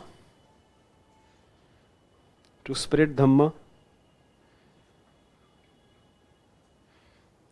Now this is a continuous spreading of message. Pradesikas, Rajukas, every 5 years you have to take care of things, but now there is a dedicated functionaries जिनका purpose है धम्मा को spread करना.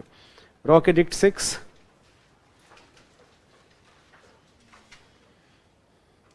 Rock Edict 6. It mentions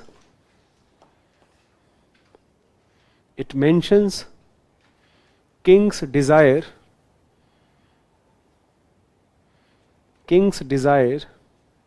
to be informed about condition of people. King's desire to be informed about condition of people and talks about welfare measures. Talks about welfare measures.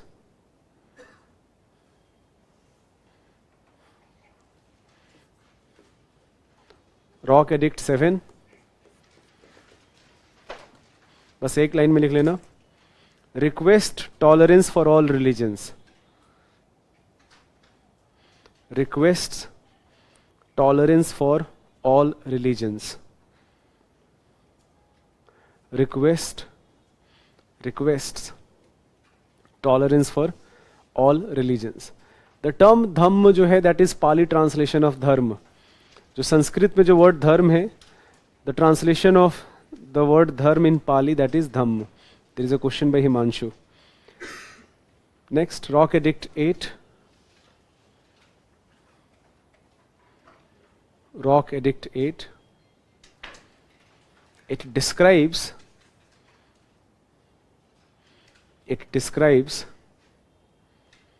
Ashoka's Dhamma Yatra to both Gaya and Bodhi tree. Ashoka's Dhamma Yatra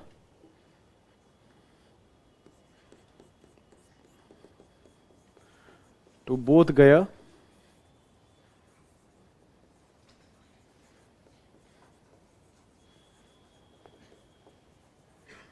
and Bodhi tree. I'm very sure all of you know the significance, but I will just reiterate that Bodhi tree is the place where Buddha attained enlightenment. This is in Bodh Gaya. Even today it is part of UNESCO World Heritage Site, that under this tree Buddha attained enlightenment. He was almost on the verge of death because of his meditation. As the popular story goes, that he was then ridiculed by a group of women who were saying that this person knows nothing and he is dying to know the truth. And then Buddha realizes that such type of extreme asceticism, such type of extreme penance is not required at all to get rid of sorrow. We have to adopt what we call madhyam marg, middle path, right? So extremes of kahin pe bhi extreme desires, that is cause of sorrow, but jo extreme penance hai, that is also not required. You can adopt a middle path, madhyam marg, and you can live a fulfilled life and you can attain nirvana. So that enlightenment occurred in Bodh Gaya under Bodhi tree.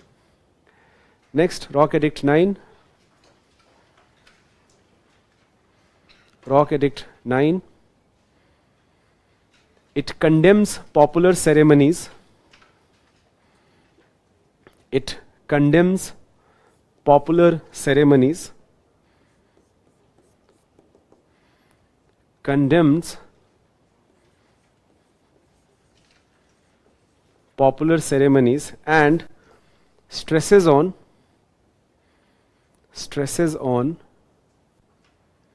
ceremonies of Dhamma.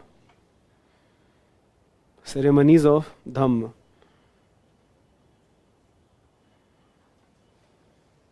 Rock Edict 10 is very similar. It condemns Rock Edict 10. It condemns desire for fame and glory. It condemns desire for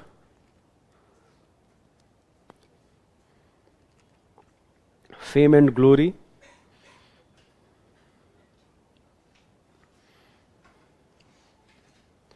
Eleven.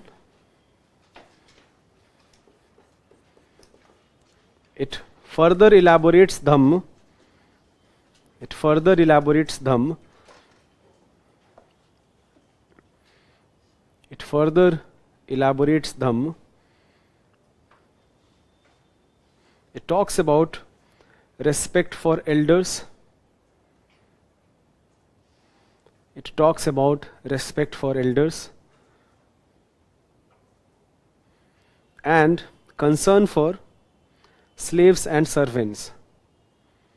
Concern for slaves and servants.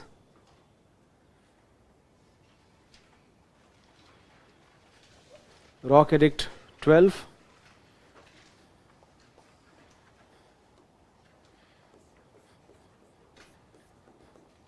Rock Edict 12.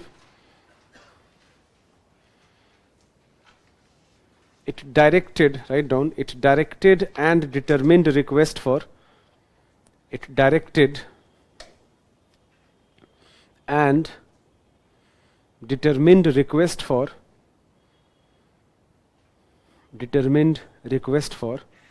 tolerance among different religious sects. Tolerance among different religious sects.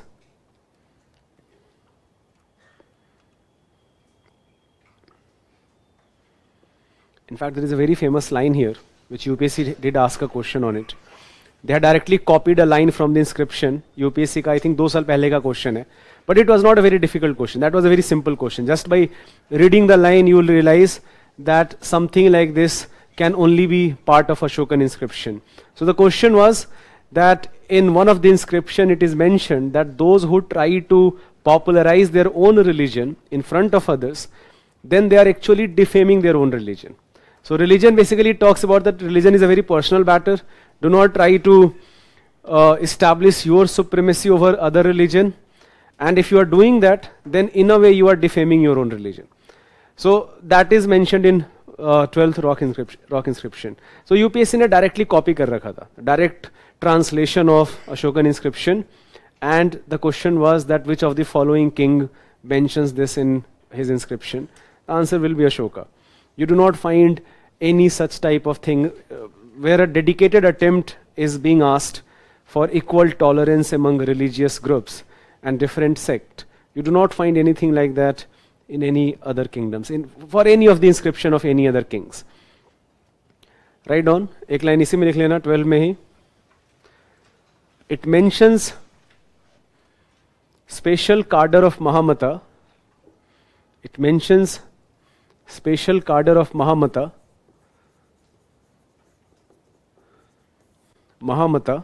known as Ithijika Mahamata,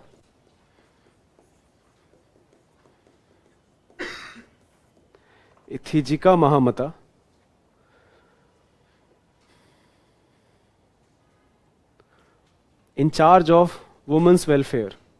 In charge of women's welfare.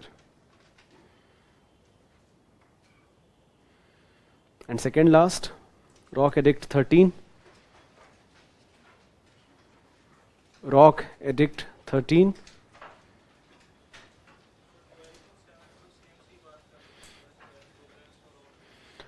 थोड़ा सा text difference है, but more और less point जो बिल्कुल आप सही बोल रहे हो. बहुत सारी चीज़ों में ऐसा है कि सिमिलैरिटीज हैं, बट टेक्स्ट डिफर है, बट जो मेन आइडिया जो निकल के आएगा that is very similar. Sorry, हाँ बिल्कुल. जैसे एक ये भी एक चीज है कि even though all of this inscriptions had similar messages, but at the same time जो लोकल ब्यूरोक्रेट्स थे they had lot of autonomy. कि जो फॉर एग्जांपल जो आपको नॉर्थ वेस्ट फ्रंटियर में जो मैसेज इस तरीके से लिखा हुआ है, that is not exactly same as what it is written perhaps let's say in Deccan region. Write down in next bullet point. Rock edict 13, it is the largest inscription. It is the largest inscription. Now this is the most important inscription you have to know. It is the largest inscription. It talks about Ashoka's victory over Kaling. It talks about Ashoka's victory over Kaling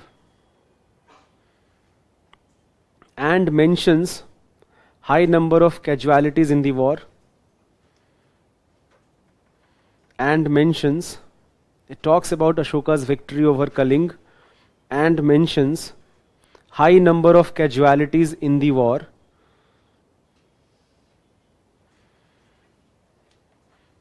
It further re-emphasizes Dhamma to be the foremost victory. Dhamma to be the foremost victory. It further re-emphasizes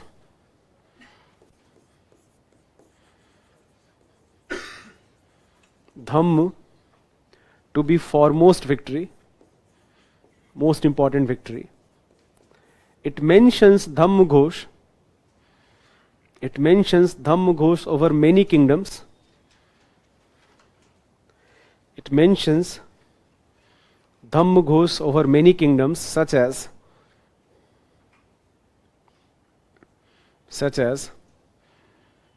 Greek rulers,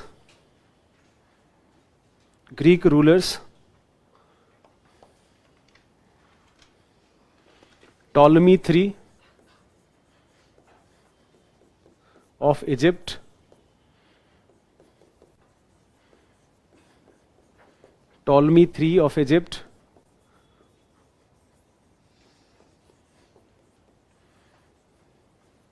Magas of Cyrene,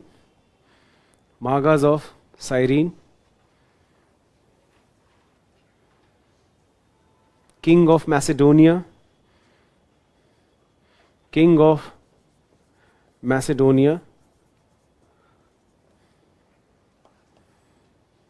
as well as southern kingdoms of Cholas, Cheras, Pandyas. Southern kingdoms of Cholas, Cheras, Pandyas.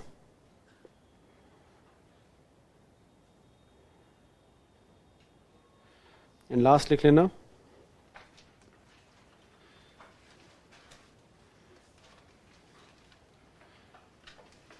Cyrene होगा, that will be in modern day Syria, Libya का जो region है अभी, it will be there. जो Cyrene kingdom है, that will be what modern day, because this region was ruled by Greek rulers at this point of time.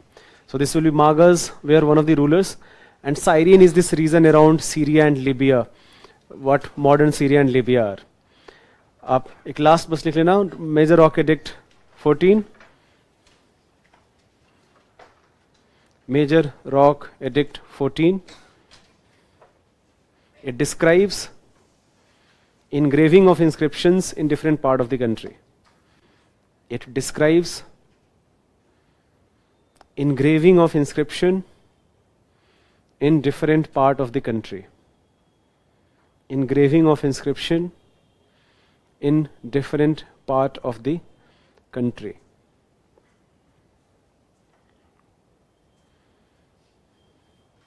And next paragraph may just mention, next paragraph, Ashoka uses his name only in 4 places. Ashoka uses his name only in 4 places in minor rock edicts. In minor rock edicts.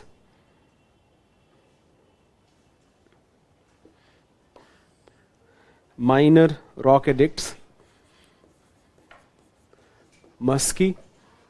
Musky is a small village in Raichur district in Karnataka. Simply bracket में निकलना Karnataka. Musky. Udegolam.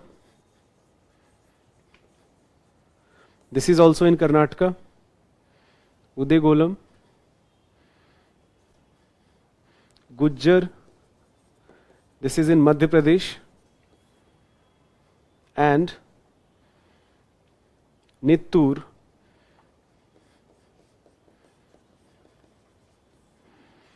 Nittur. This is again in Karnataka.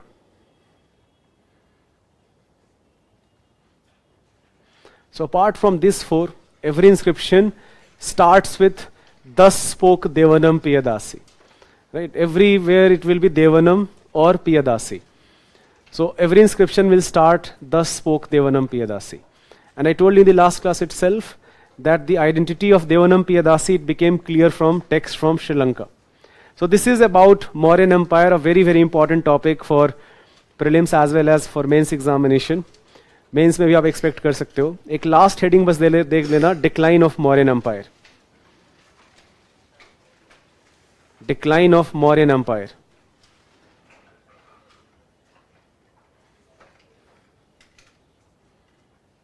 Decline of Mauryan empire. इसमें लिख सकते हो in the absence of in the absence of sources, we have to assume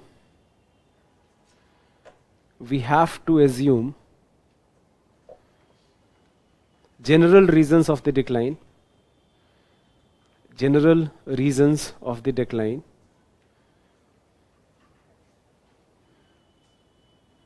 that is military might declined,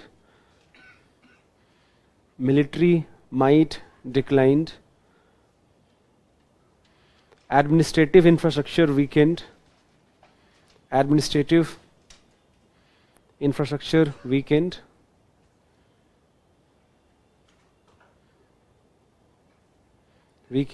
and many may not have liked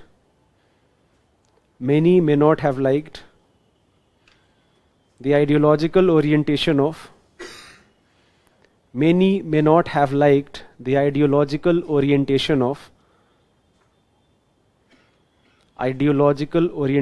of rulers.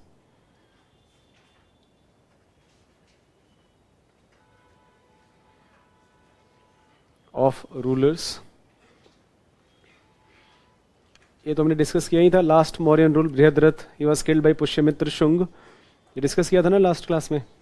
तो आप लिख सकते हो इन 187 BC, Brihadratha was killed by, in 187 BC Brihadratha was killed by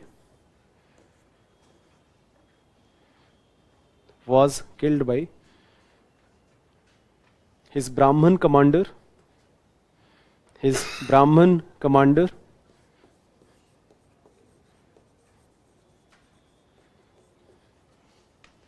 Pushyamitra Shunga.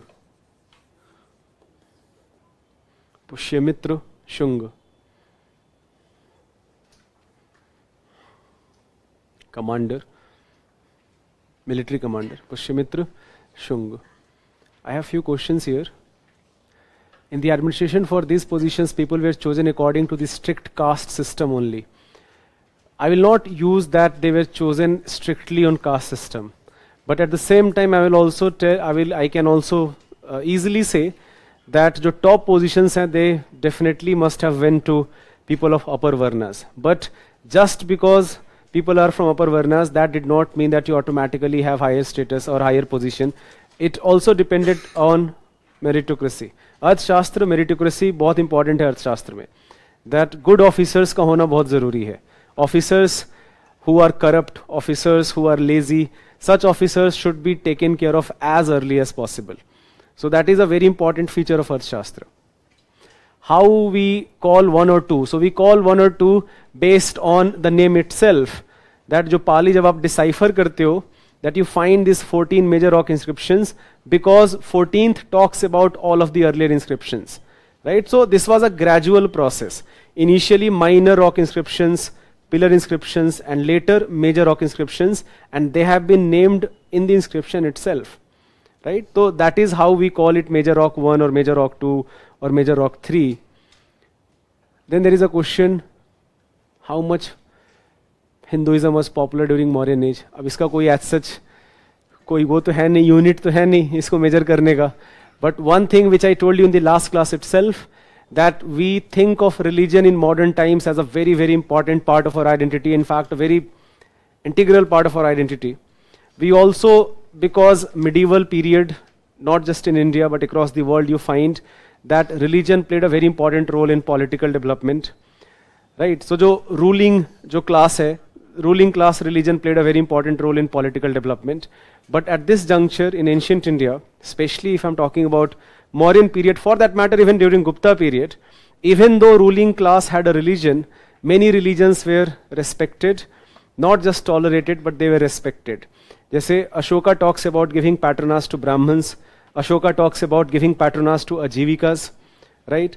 Similarly, you have Bindusar who was patron of Ajivika, Chandragupta was a patron of Jainism. Even later Gupta rulers, they were great patron of Buddhism, despite the fact that they were ardent follower of Hinduism. तो ये जो है जो ruling class का religion है, that does not automatically meant that other religions were not, they did not prospered. So that should be very clear. Udayagulam is in Karnataka. And is location of these rock edicts relevant? This is important because इसी साल का prelims उठा के देखना, location पे भी UPSC ने question पूछा है. What was the position of women? That already position of women society जो patriarchal जो हमने पढ़ा था early Vedic age and in later Vedic age it further solidifies, that continued. So position of women as such जो है that did not improve a lot here, and that further in fact only declined in later phases. What is the major difference between Arthashastra and Ashokan inscription about the slavery? Arthashastra talks in detail about slavery, rights of slave. Ashokan inscription talks about care for slaves. That slaves, just because they are slaves, that does not mean that they do not have rights. But Arthashastra mentions a proper rules and regulations. That is missing in Ashokan inscription. Ashokan inscription talks about caring for slaves, but Arthashastra has a proper rules and regulations about slavery. So that will be the fundamental difference. Is there any evidence that who wrote Ashokan saying? A rock was, okay. So अब ये तो अशोका का जो ये किसने finally draft किया होगा, अब ये क्वेश्चन आंसर करना बड़ा मुश्किल है. But one thing should be very clear that it was in the guidance of Ashoka. His message जो फाइनल फॉर्म देने वाली बात है, that who exactly drafted it, ये आप कैसे आंसर कर सकते हो? That some this it must have been done by their bureaucrats. But जो आइडियाज हैं, those ideas were of Ashoka ideas. Because I will repeat, every inscription started with "Thus speaks Devanam Piyadasi," right? So Ashoka is directly talking to his subjects. So we have to assume that all of these messages, जो central idea है, that was under the guidance of Ashoka himself, right? So this is about Mauryan Empire, a very important topic for prelims as well as men's examination.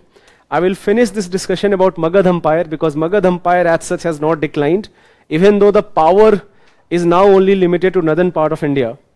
But the next dynasty which ruled Magad, it is called Shunga dynasty. So give this heading, Shunga dynasty.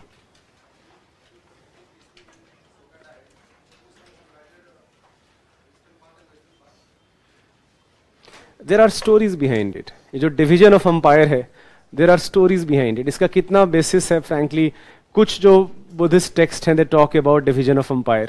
But frankly, इसका कुछ historicity कितना है, उस पर answer करना बड़ा मुश्किल होगा.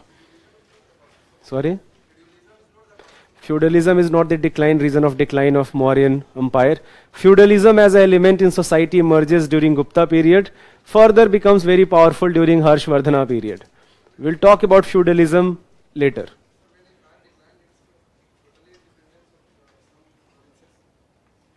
Feudalism is a proper economic system. We should not confuse feudalism with regional kingdoms. Even though feudalism may lead to regional kingdoms, but they both can exist together separately.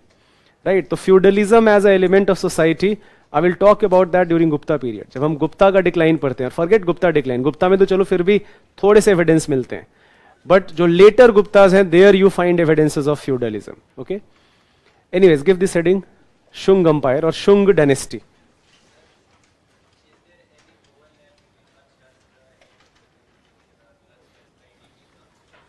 Arthashastra and Ashokan inscription. There are many, but at the same time there are differences. For example, Arthashastra talks about Dharmasthas as a judge, but Ashokan inscription talks about Mahamatas with judicial functions. So there are similarities also, but there are then differences also. Similarly, we also talked about Megasthenes. He talks that there is no slavery in India. but there is clearly the mention of Dasa and Dasi.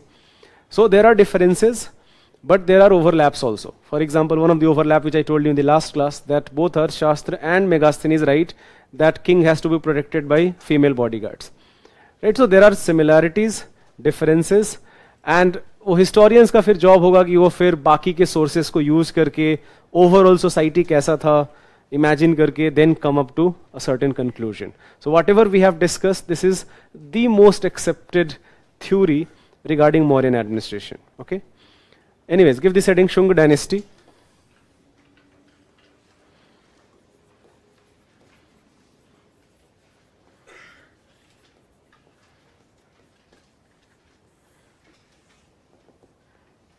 Shunga dynasty. So Shunga dynasty may have ruled from about 187 to 75 BC. 187 to 75 BC. अब जो the name we have discussed, Pushyamitra Shung, it's a very debated name in history writing.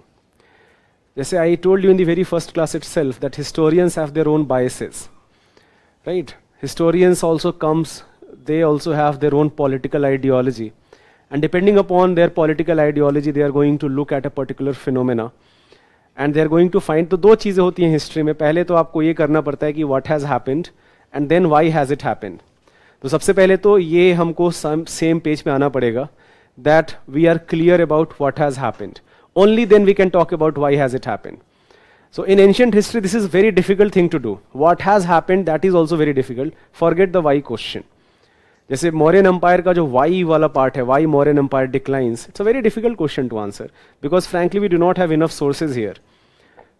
What can be assumed that as empire became too big to govern, gradually it declined.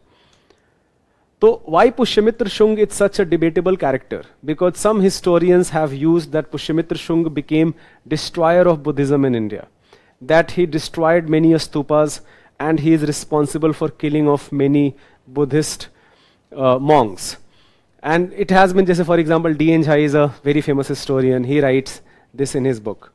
But at the same time, जो modern developments हैं, जो if you read Upinder Singh or even R.S. Sharma, they mention we do not find any evidence as such. At one textbook, one Buddhist textbook talks about hostility of Pushyamitra Shung towards Buddhism, but that cannot be interpreted because in the Pushyamitra Shung inscription itself, we find that at least there are few instances where he is helping in construction of stupas.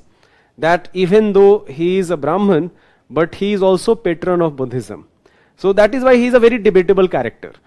That and ये जो पूरा Buddhism versus Brahmanism जो conflict है, that has been used a lot by some historians, which can be basically said that there is an ideological bias here, because something like this may not have existed, but some historians have interpreted this as a conflict between Brahmanism and Buddhism, right? But at the same time, in many texts, R.A. Sharma or if you read Upinder Singh, they mention that even though maybe there may have been some hostility, but ये जो कुछ historians जो बोलते हैं कि on large number of stupas were destroyed or Buddhist monks were killed, you do not have frankly any evidence for that. So a debate, that is why I mentioned that Pushyamitra Shung का जो character है, it is a debatable character. Nonetheless, even though empire had declined, he maintained his rule for at least northern part of the country. Patliputra remained an important city along with many northern cities. And this is also the time when Greeks started invading. Many Greek already had settled into the northwest frontier region, जो Pakistan, Afghanistan, Punjab region है. That had become now independent, and Greeks had settled themselves into these regions. And now they started making inroads towards Patliputra. So this is also contemporary to Greek invasion to India. So Pushyamitra Shung, and one more thing which you know about, should know about Pushyamitra Shung, that Patanjali जो हम पढ़ते हैं, Patanjali, writer of Mahabhasya as well as founder of Yoga Sutra, Patanjali was patronized by Pushyamitra Shung. तो आप लिख सकते हो, give this heading Pushyamitra Shung.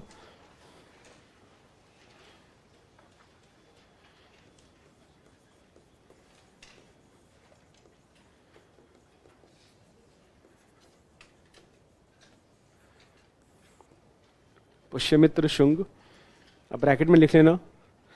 from about 187 to 151 BC. Although he may not have become immediately the king, there may have been definitely some sort of conflict. But maybe this timeline is, this will be only a guess, but this can be a good timeline. How did Ashoka come under influence of Buddhism? Did he ever meet? Buddha lived hundreds of years before Ashoka. Buddha lived during time of Ajatashatru, during Bimbisar. ये तो हमने discuss किया था, with timeline हमने discuss किया है. That Buddha lived, he may have lived around 550 BC. We are talking about 6th century BC, right?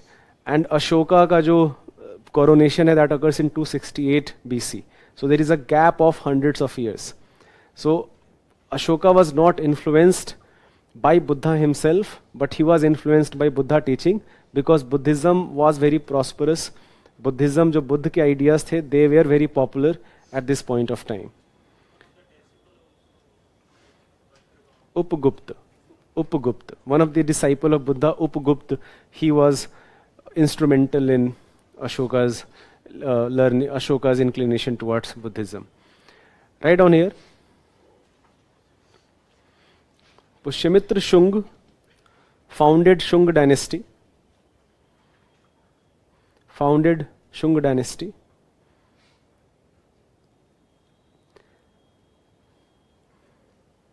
Magad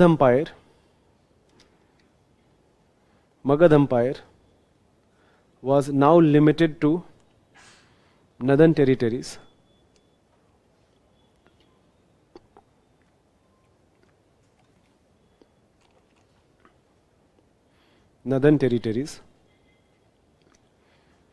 Patliputra was attacked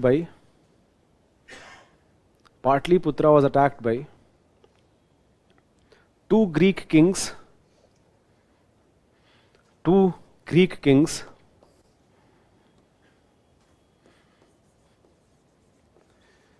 Menander and Demetrius.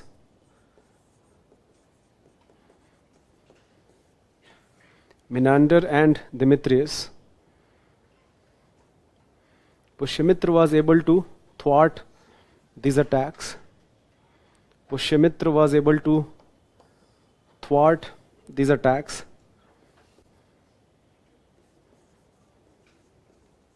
Thwart basically means successfully defended. Thwart का मतलब होगा successfully defended himself. He was also attacked by Kaling king Kharavela.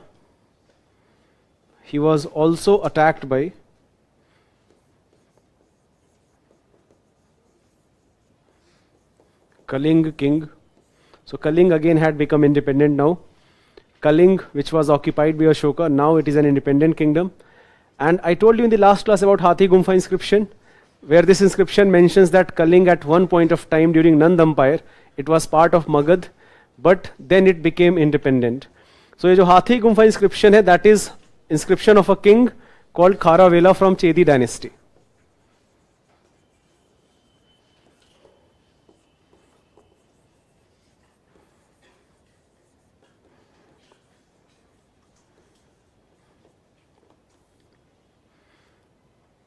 So he also defended Patliputra from Kaling king Kharavela of Chedi dynasty. During his reign,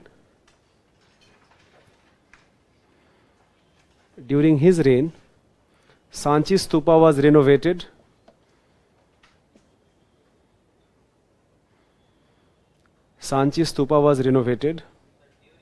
His reign,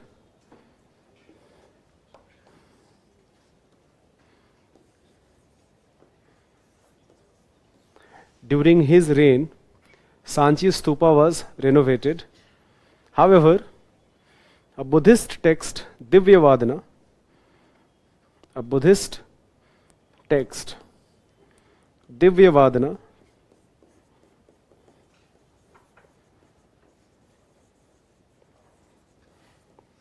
mentions hostility by Pushyamitra towards Buddhism. Hostility of Pushyamitra towards Buddhism.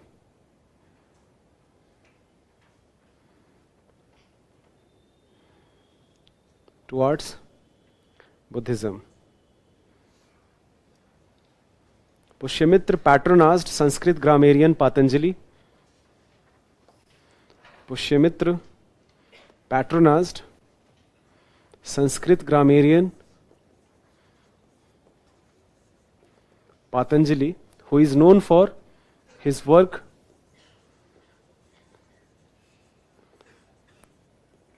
Mahabhasya. He patronized Sanskrit grammarian. He patronized Sanskrit grammarian Patanjali, who is known for his work Mahabhasya. Mahabhasya. So जो महाभाष्य है, this is a commentary on Ashtadhyayi. जो पाणिनि का work है Ashtadhyayi. So it starts with praising Panini. It accepts authority of Panini and his work Ashtadhyayi, and then it further has a commentary on. He further tries to simplify. So Ashtadhyayi was a very difficult work. He tries to simplify the work of Ashtadhyayi done by Panini.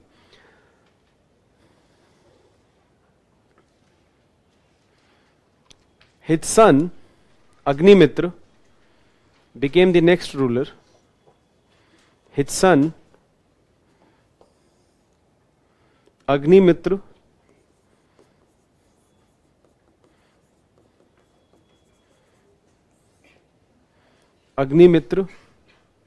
became the next ruler. Agnimitra is hero of, write down, Agnimitra is hero of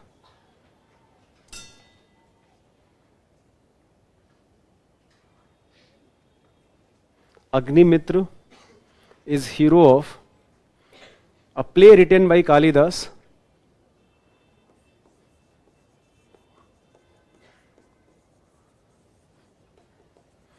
A play written by Kalidas, Malvikaagnimitram. Play written by Kalidas, Malvikaagnimitram.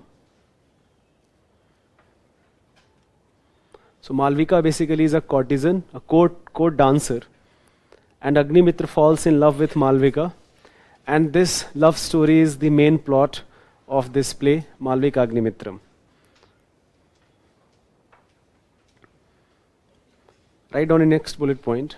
The last ruler of Shunga dynasty. The last ruler of Shunga dynasty, Devbhuti,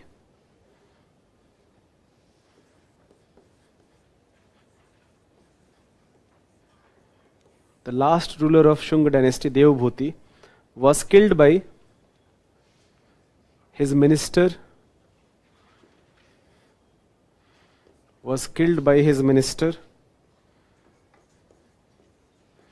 Vasudev Kanva,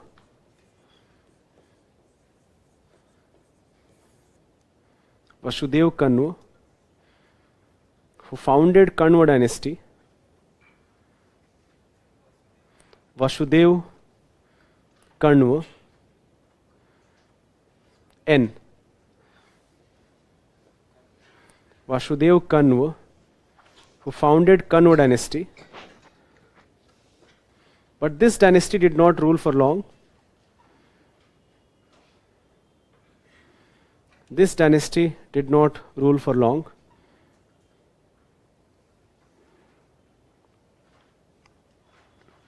The last Kanva ruler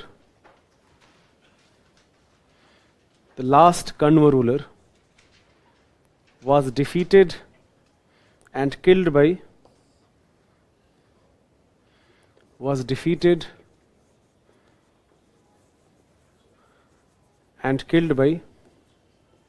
Satvahana king. The last Kanva ruler was defeated and killed by Satvahana king. So his name was Susarman, not important. I don't think this name is important. So last Kanva, only 4 kings ruled from Kanva dynasty, and the last ruler, Susharman, he was killed by Satvahana king. Now Satvahana emerged in the Deccan region, which I am going to talk about in detail in the next class, Satvahana as well as the 4 set of invasion.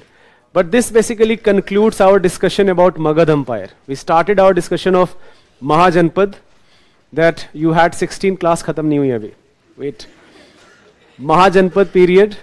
We started our discussion about Mahajanpad period, and we talked emergence of Magad as the most powerful Mahajanpad. We talked about different dynasties. The most important dynasty is Mauryan dynasty, but with ending of Kanva dynasty, जो पूरा मगध का power है, that ends, and Patliputra also does not remain a very important city. So Patliputra का जो glory है at this point of time, now in a way we are entering into common era. From before Christ, अच्छा by the way ये भी बहुत clear होना चाहिए. I know that some of you may have confusion. ये जो हम BC और AD यूज करते हैं या BCE एंड CE यूज करते हैं, ये दोनों सेम है, एग्जैक्टली सेम है. BC means before Christ and AD means anno domini, basically the time of the lord when Christ has taken birth on this planet. So this was not liked by some people who felt that this has a religious connotation. So rather than using BC and AD, they started using BCE and CE, before common era and common era. But now this is not liked by some historians, that यहाँ पे चलो फिर भी बहुत clear है that why we are using it.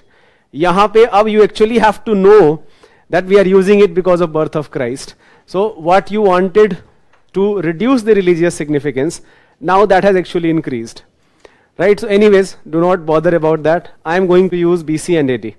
This is the very popular method of using time period. So now we are entering from before Christ to AD now. Right?